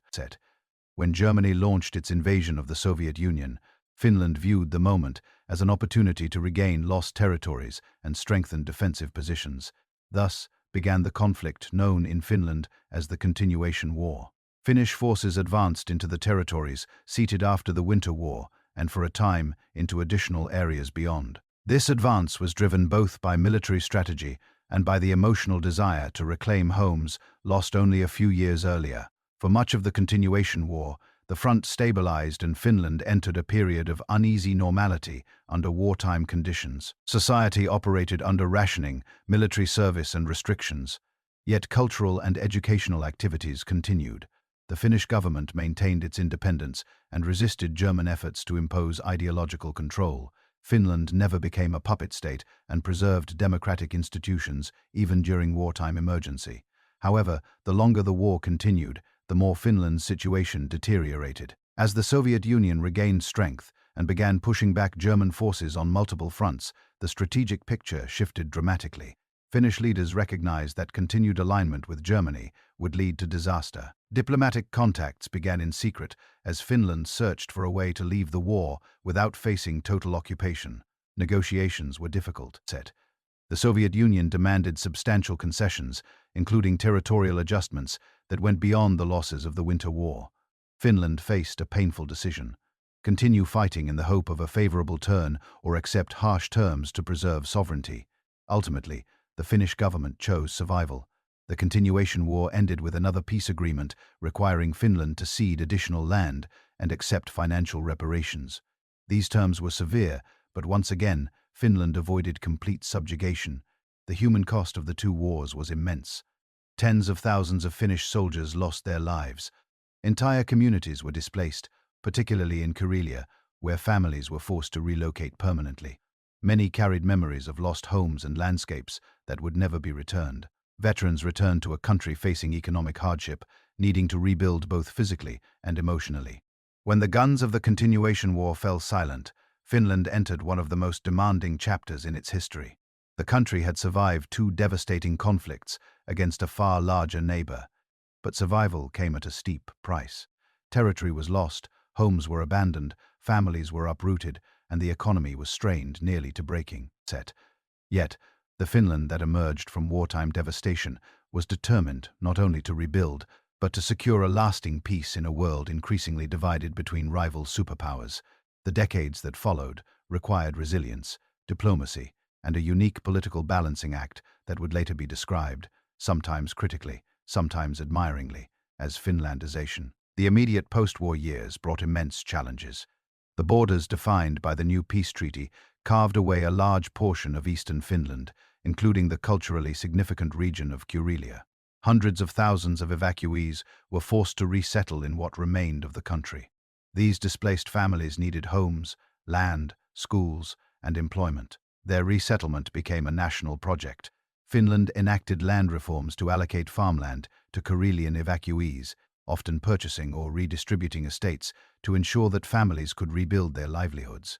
Although these reforms placed economic pressure on the state, they also helped integrate displaced communities and prevented social unrest. At the same time, Finland had to confront one of the heaviest financial burdens in its history: war reparations owed to the Soviet Union. Unlike many other defeated nations after major conflicts, Finland agreed to pay its reparations in manufactured goods rather than raw materials or cash. This requirement forced the country to industrialize rapidly.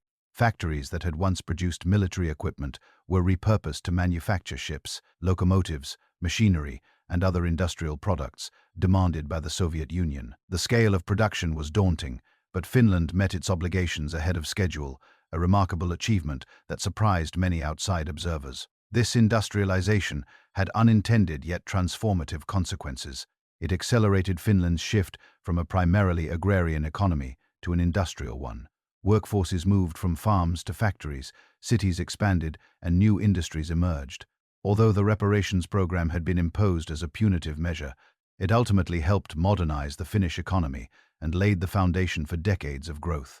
Even as Finland focused on reconstruction, it faced a delicate challenge in foreign policy. The Soviet Union was now one of the most powerful countries in the world, and Finland shared a long and vulnerable border with it. The global political landscape had hardened into a Cold War between the Soviet Union and the United States, each leading competing ideological blocs. Finland was geographically and politically caught between these powers. The question was not merely how Finland could survive, but how it could preserve its sovereignty while avoiding conflict with its dominant neighbor. President Juha Paasikivi played a crucial role in shaping Finland's post-war foreign policy. Drawing on lessons from decades of conflict, he believed that maintaining peaceful relations with the Soviet Union was essential. This approach emphasized trust-building, diplomatic patience, and a realistic assessment of Finland's strategic position. Pasi negotiated agreements that acknowledged Soviet security concerns while preserving Finland's internal political system, economic model, and independence. His leadership helped stabilize relations during a period when mistrust and tension dominated global politics. Paasikivi's successor, Urho Kekkonen, would expand and refine this pragmatic approach. Over his long presidency, Kekkonen became synonymous with Finland's Cold War diplomacy. He cultivated a personal relationship with Soviet leaders, which helped maintain open communication and reduce misunderstandings. While critics argued that Finland sometimes made excessive concessions to avoid Soviet displeasure, supporters emphasized that these diplomatic efforts enabled Finland to remain democratic, sovereign, and economically connected to the West. This balancing act, appearing outwardly neutral while quietly securing its own interests, came to be labeled Finlandization. Despite the complicated nature of this diplomatic strategy, it worked. Finland preserved a political system rooted in parliamentary democracy, while many neighboring countries fell under direct Soviet control. Elections continued freely. Multiple political parties participated openly, and civil liberties endured. Finland was not drawn into the Warsaw Pact or formally allied with any military bloc. Instead, it maintained strict neutrality, presenting itself as a peace-oriented nation committed to avoiding conflict. At the same time, Finland deepened its economic and cultural ties with Western Europe. Trade agreements, technological cooperation, and cultural exchange flourished. Finnish companies imported Western machinery and expertise, while also exporting industrial goods, not only to the Soviet Union, but to markets across Europe. This dual economic orientation eastward and westward helped Finland diversify its economy and avoid overdependence on any single partner. Domestically, the post-war decades were transformative. The population experienced significant social mobility as education expanded and industrial jobs multiplied. The government invested in public services, including healthcare, pensions, and unemployment benefits. These foundations would later grow into Finland's modern welfare state. Urbanization accelerated, drawing people from rural regions into cities like Helsinki, Tampere, and Turku. Apartment blocks, schools, and hospitals rose to meet the needs of a growing and increasingly urban population. Cultural life also blossomed. New generations of artists, musicians, and writers contributed to a vibrant national culture. Finnish classical music gained international acclaim, while literary works explored both the trauma of war and the complexities of modern identity. Television and radio connected citizens across the country, creating a shared national conversation. Even sports played an important role in building unity, with athletes achieving remarkable success in international competitions, reinforcing pride during times of political uncertainty. Finnish society also grappled with the legacy of the wars. Veterans returned home, carrying physical and emotional scars. The nation sought ways to honor their sacrifices while promoting reconciliation and unity. Monuments were built, memoirs published, and public commemorations held. At the same time, children who had grown up amid war entered a world striving for peace and stability. Their experiences helped shape a generation committed to maintaining independence without confrontation. Though Finland navigated the Cold War successfully, the period was not free of tension. The Soviet Union occasionally applied political pressure, criticizing Finnish decisions or attempting to influence domestic politics. Each of these moments tested Finland's diplomatic strategy. Leaders responded by reaffirming neutrality, emphasizing cooperation, and carefully managing public statements. This posture allowed Finland to maintain internal stability while signaling respect for Soviet concerns. By the time the Cold War entered its middle decades, Finland had already achieved something remarkable: a stable democracy, a rapidly modernizing economy, and a diplomatic balance that protected its sovereignty despite immense geopolitical pressures. Yet survival and stability were only the starting points for what would become one of the most transformative eras in Finnish history. The decades following the post-war reconstruction were marked by a profound societal shift, one that redefined everyday life, expanded opportunity, and brought Finland closer to the Nordic model that would later earn global admiration. Although Finland had long been influenced by Nordic neighbors such as Sweden and Norway, it was during this period that the country decisively embraced the principles of a comprehensive welfare state.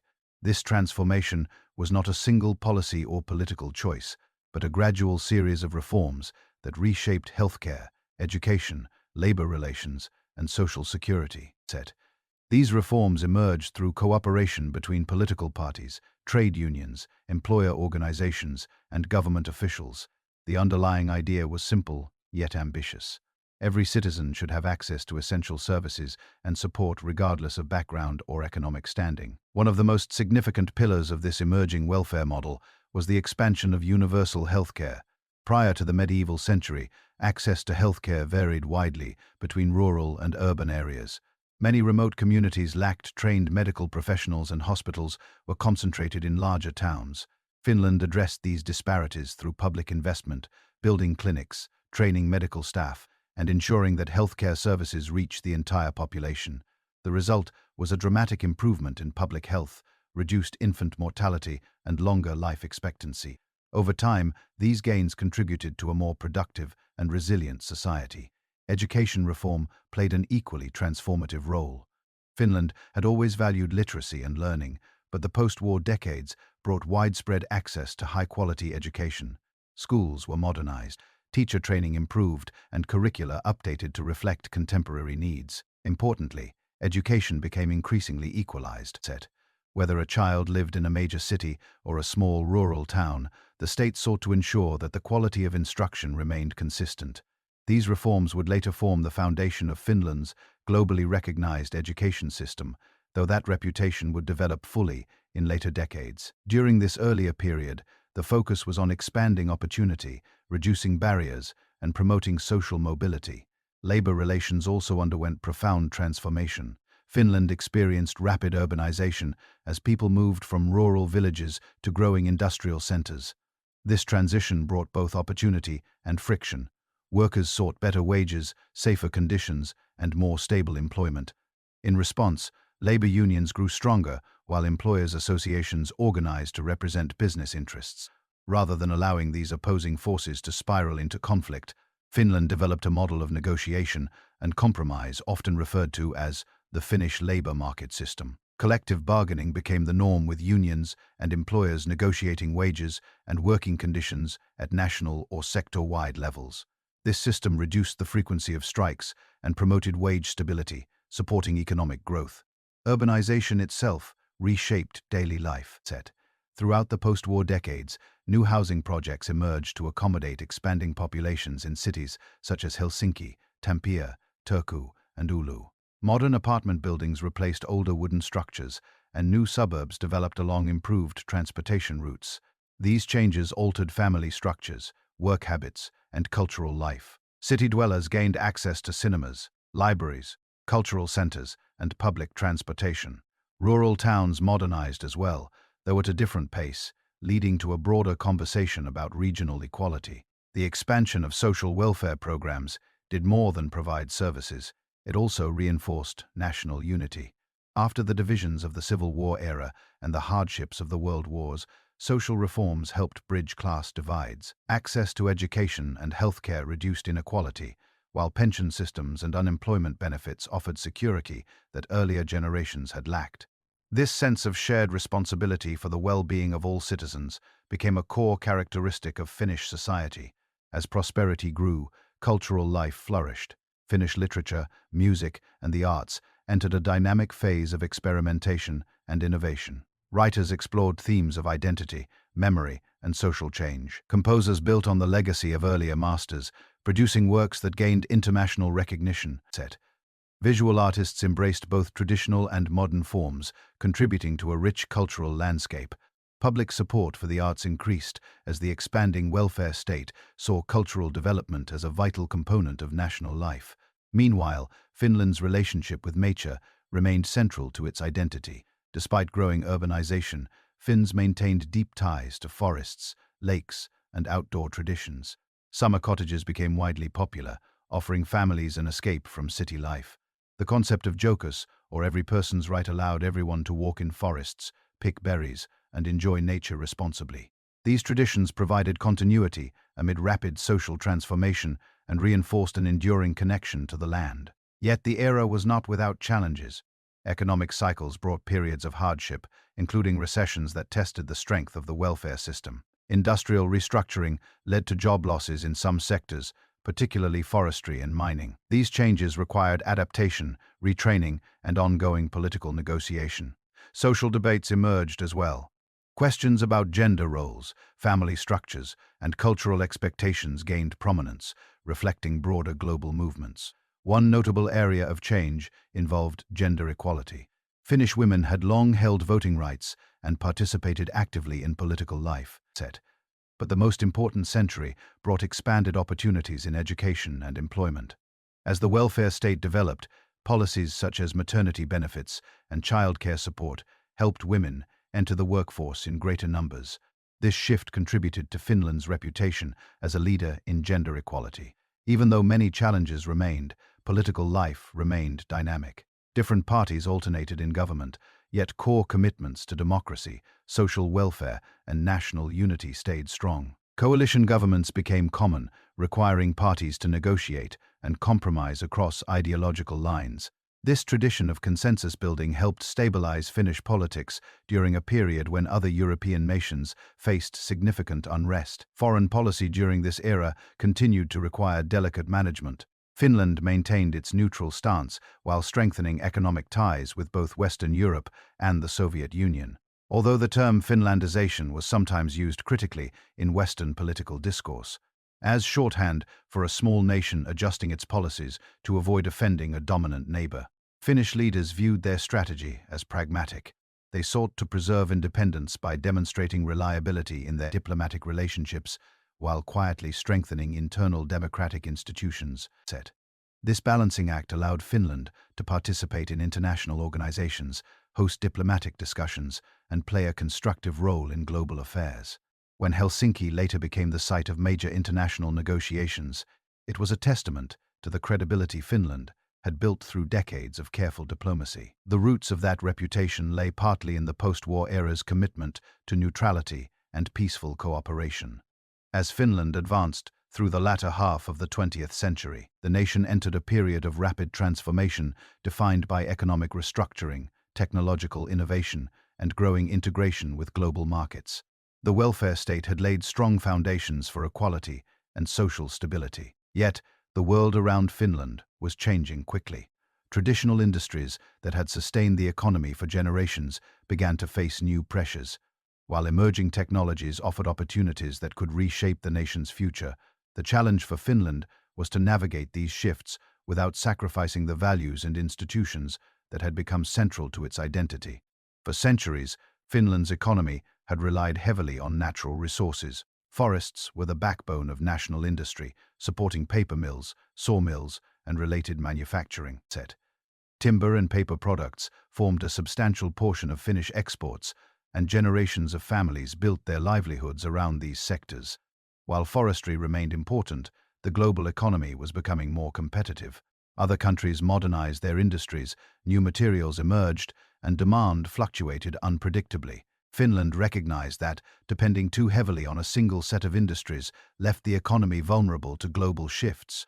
This vulnerability became painfully clear during the economic downturns that struck Finland in the latter decades of the 20th century. The country experienced periods of recession that challenged its economic resilience. Demand for paper and timber products fell sharply in international markets, and rising production costs made it difficult for some traditional industries to compete. Unemployment rose, businesses struggled, and public finances came under strain. These crises forced Finland to confront a difficult truth. The economy needed deeper diversification to survive in an increasingly interconnected world. In response, Finland committed itself to innovation and technological development. Policymakers, educators, and industry leaders recognized that a highly educated population could drive new sectors of growth. Investment in research and development increased. Universities expanded engineering and technology programs, and the government encouraged collaboration between academic institutions and private companies. These efforts reflected a long-term vision, transforming Finland into a knowledge-based economy capable of thriving in global markets. Out of this fertile environment emerged one of the most important stories in Finland's modern history, the rise of Nokia. Although Nokia had origins in 19th-century Finland as a company involved in rubber cables and forestry, it underwent a dramatic transformation in the late 20th century. The company shifted toward electronics and telecommunications, eventually becoming a global leader in mobile technology. Nokia's success was not simply the story of a single company, but a reflection of broader changes in Finnish society, a commitment to innovation, a strong education system, and a willingness to embrace new directions. The mobile phone revolution, driven in part by Nokia's technological breakthroughs, placed Finland at the forefront of global telecommunications. Finnish engineers developed devices and networks that shaped how millions of people around the world communicated. Nokia phones became symbols of reliability, simplicity, and modern design. As the company expanded internationally, it helped transform Finland's economic landscape.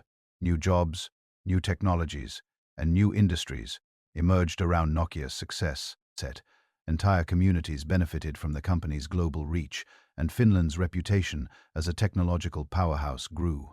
Yet, Nokia's rapid ascent should not be viewed in isolation. It was supported by a broader ecosystem of innovation.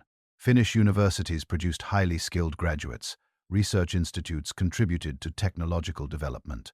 Startups and partner companies formed networks that strengthened the industry as a whole. This collaborative environment reflected Finland's long-standing cultural emphasis on equality and cooperation, now expressed in a new context of global high-technology markets. Despite impressive economic growth fueled by technology, Finland faced new forms of vulnerability. Globalization brought opportunities, but it also intensified competition. Economic downturns could now originate anywhere in the world and quickly affect Finnish companies. When Nokia eventually faced challenges in the global smartphone market, the impact on Finland was significant. Yet even this setback became part of a larger narrative of adaptability. Finland responded by continuing to diversify its economy, investing in new technologies such as information services, gaming, clean energy, and biotechnology. Another major force shaping Finland during this period was the country's deeper integration with international institutions and markets. As global trade expanded, Finland recognized the advantages of participating more fully in European and global economic systems. International cooperation allowed Finnish companies to reach new markets and benefit from shared standards and regulations. It also exposed Finland to economic trends that demanded constant innovation and competitiveness. While economic and technological changes transformed industries and workplaces, they also reshaped everyday life. Finnish homes adopted new technologies rapidly, from household electronics to personal computers and mobile devices. Communication patterns shifted with email and mobile messaging, connecting people across long distances. These changes influenced social life, education, and business practices, contributing to a culture that embraced digital tools earlier than many other countries. The workforce also evolved as industries modernized. Many traditional manual jobs declined, while new opportunities emerged in engineering, design, software development, and services. Lifelong learning became a necessity, and Finland invested in adult education and job retraining programs. The idea that education should not end in youth but continue throughout life became widely accepted. This approach helped many workers adapt to shifting economic realities and supported Finland's transition into a knowledge-based society. Cultural attitudes toward work and innovation also shifted during this transformation.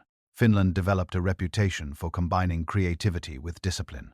Companies valued collaboration and problem-solving over rigid hierarchies, reflecting broader social ideals of equality and trust.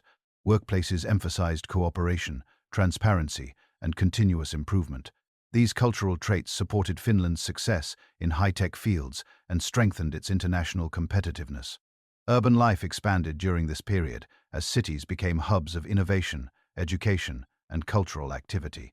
Helsinki emerged as a center for design, technology, and global business, while other cities such as Tampere, Oulu, and Turku developed their own specialized industries and research communities.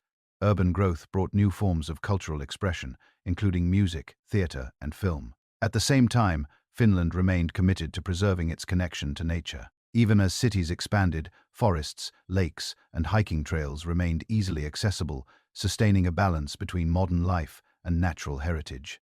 The transformation of Finland's economy was not without social tensions. Economic restructuring led to unemployment in some sectors, and rural regions sometimes struggled to keep pace with urban innovation hubs.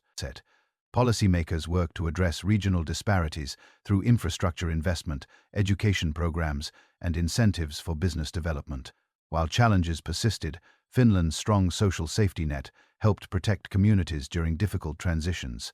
As Finland approached the end of the 20th century and stepped into the 21st, the country entered yet another phase of transformation, one defined by deeper European integration, evolving security concerns, and a rapidly changing society. The economic and technological developments of earlier decades had prepared Finland to take an active role in global affairs, and the collapse of the Soviet Union opened doors that had previously been closed. Finland was no longer confined by the geopolitical constraints of the Cold War. Instead, it had the opportunity to choose its alliances, shape its foreign policy independently, and engage with an increasingly interconnected world.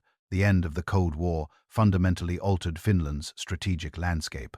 For decades, Finland had navigated a careful path between East and West, maintaining neutrality while avoiding actions that could threaten relations with the Soviet Union. With the Soviet Union disintegrating, Finland faced a transformed Europe.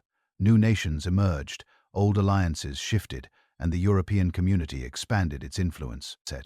The question facing Finland was not simply how to adapt to these changes, but how to redefine its identity in a world where the old rules no longer applied.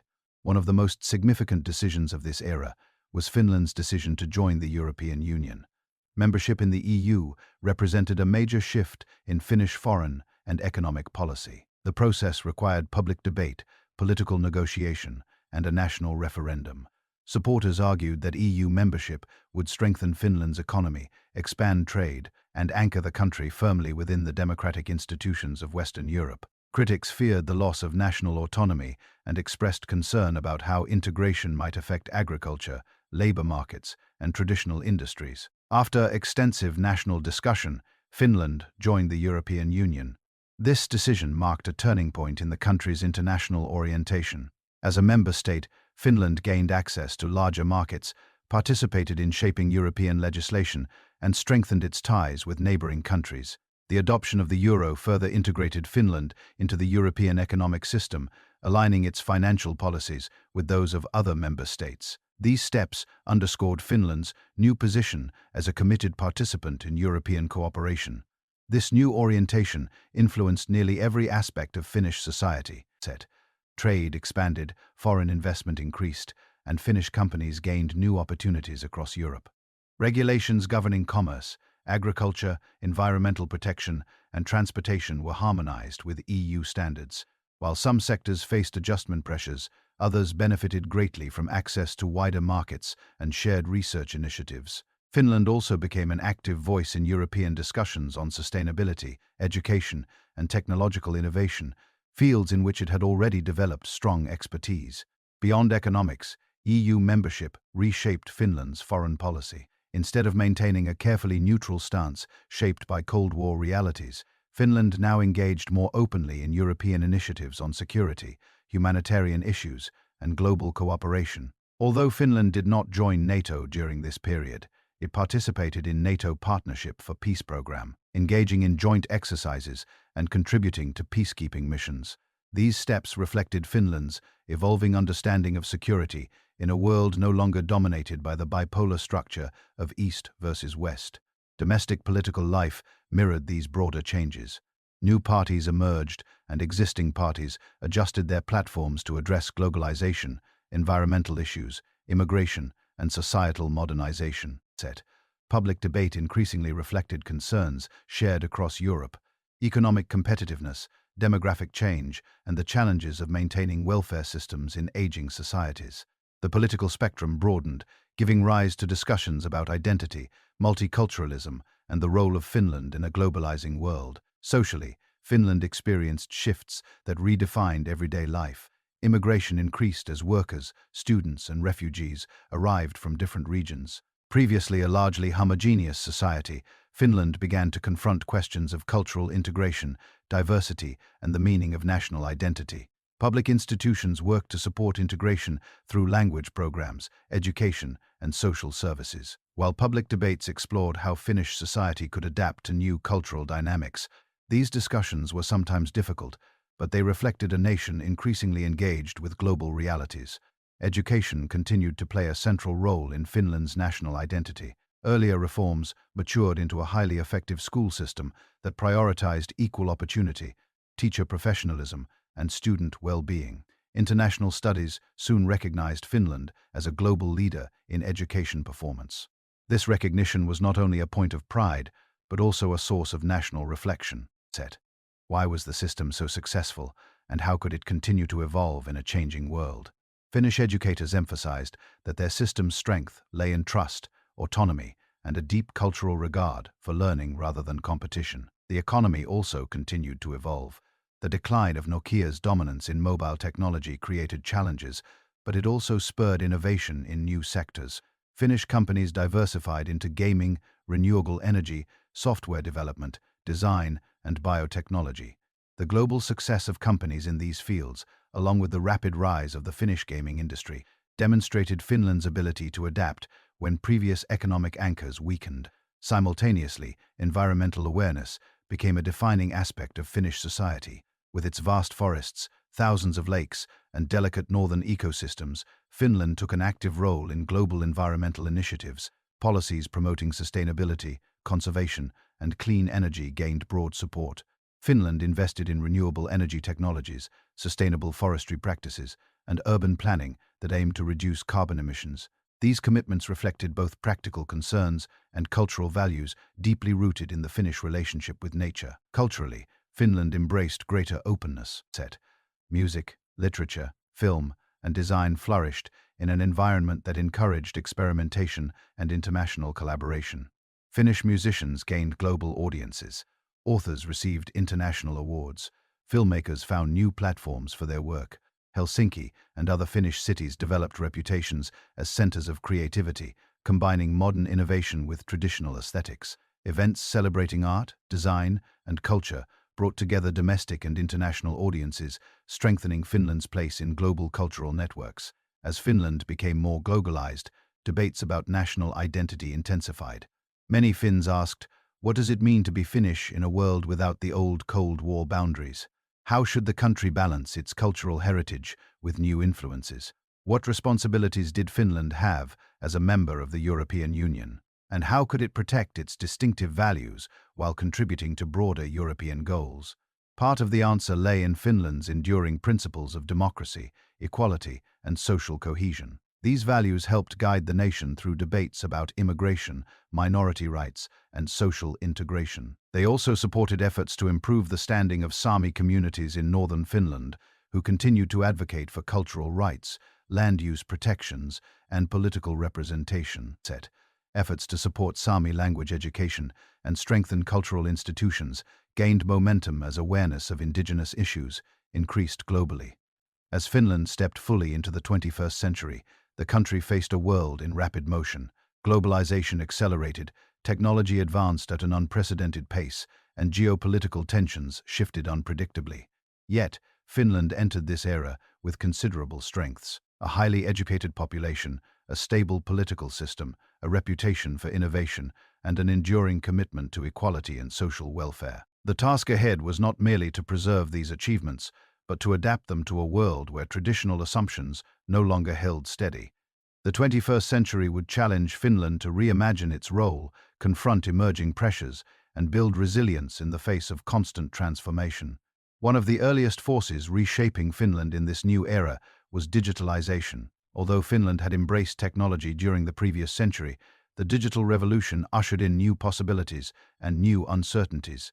High-speed internet, cloud computing, artificial intelligence, and mobile platforms changed how Finn worked, communicated, and learned. Finland's early investments in education and technological infrastructure positioned the country as a pioneer in adopting digital solutions. Schools integrated digital tools into everyday learning. Public services moved online. Businesses relied increasingly on data-driven strategies. This digital transition also generated important debates. Citizens and policymakers discussed privacy, cybersecurity, and the ethical implications of artificial intelligence. With increasing reliance on digital communication came new forms of vulnerability, including cyber attacks and misinformation campaigns. Finland responded by strengthening digital literacy, enhancing cybersecurity readiness, and promoting transparency and governance. These measures reflected a broader cultural commitment to trust and openness, values essential for navigating digital society without sacrificing democratic principles. Alongside technological change, environmental concerns became a defining issue of the century. Finland, with its vast forests, thousands of lakes, and sensitive northern ecosystems, had long recognized the importance of sustainable resource management. Yet, climate change introduced new challenges, from unpredictable weather patterns to threats to biodiversity and traditional livelihoods. Melting Arctic ice affected indigenous Sami reindeer hunting practices. Forest health faced new pressures, and shifting temperatures altered fishing and agriculture. In response, Finland committed itself to ambitious environmental policies. Successive governments invested in renewable energy, promoting wind power, bioenergy, and emerging green technologies.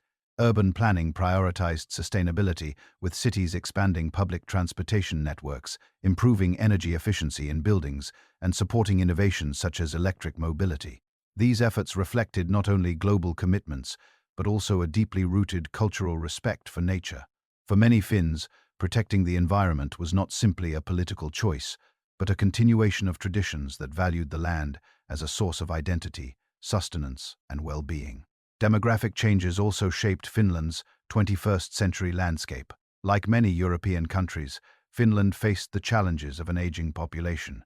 Longer life expectancy and lower birth rates created pressure on social services, healthcare, and pension systems.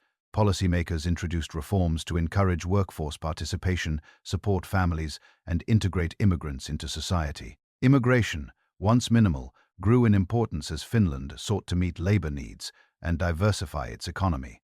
These demographic shifts prompted national conversations about identity, social cohesion, and the meaning of belonging in a modern multicultural Finland. Finland's indigenous Sami population also gained greater attention during this time. Long marginalized, the Sami advocated for stronger cultural rights, land protections, and political representation. Finland increased support for Sami language education, strengthened cultural institutions, and engaged in discussions about land use across the northern regions. Although challenges remained, the increased visibility of Sami issues reflected a national commitment to address historical inequalities and honor indigenous heritage. On the international stage, Finland continued to hold to principles of diplomacy, cooperation, and peacebuilding. The country participated in United Nations missions, contributed to development programs, and supported global human rights initiatives. Finland's identity as a neutral mediator, nurtured during the Cold War, evolved into a broader international role focused on dialogue, stability, and constructive engagement. Yet, global security concerns grew more complex. Cyber threats, hybrid warfare, and increased tensions between major powers made traditional notions of neutrality more difficult. Finland strengthened its national defense by modernizing its military forces, investing in new technologies and deepening cooperation with European and Nordic partners. Discussions about security became more urgent as geopolitical conditions fluctuated. The long border shared with Russia remained a central consideration, shaping Finland's strategic planning and public discourse. Domestic politics also evolved. New political movements emerged, reflecting changing social priorities. Environmental parties gained influence, advocating strong climate action. Populist groups voiced concerns about immigration, globalization, and cultural change. The political landscape became more diverse, requiring coalition building and compromise. Yet through all shifts, Finland maintained a robust democratic framework and public trust in institutions, supported by transparency, accountability, and civic engagement.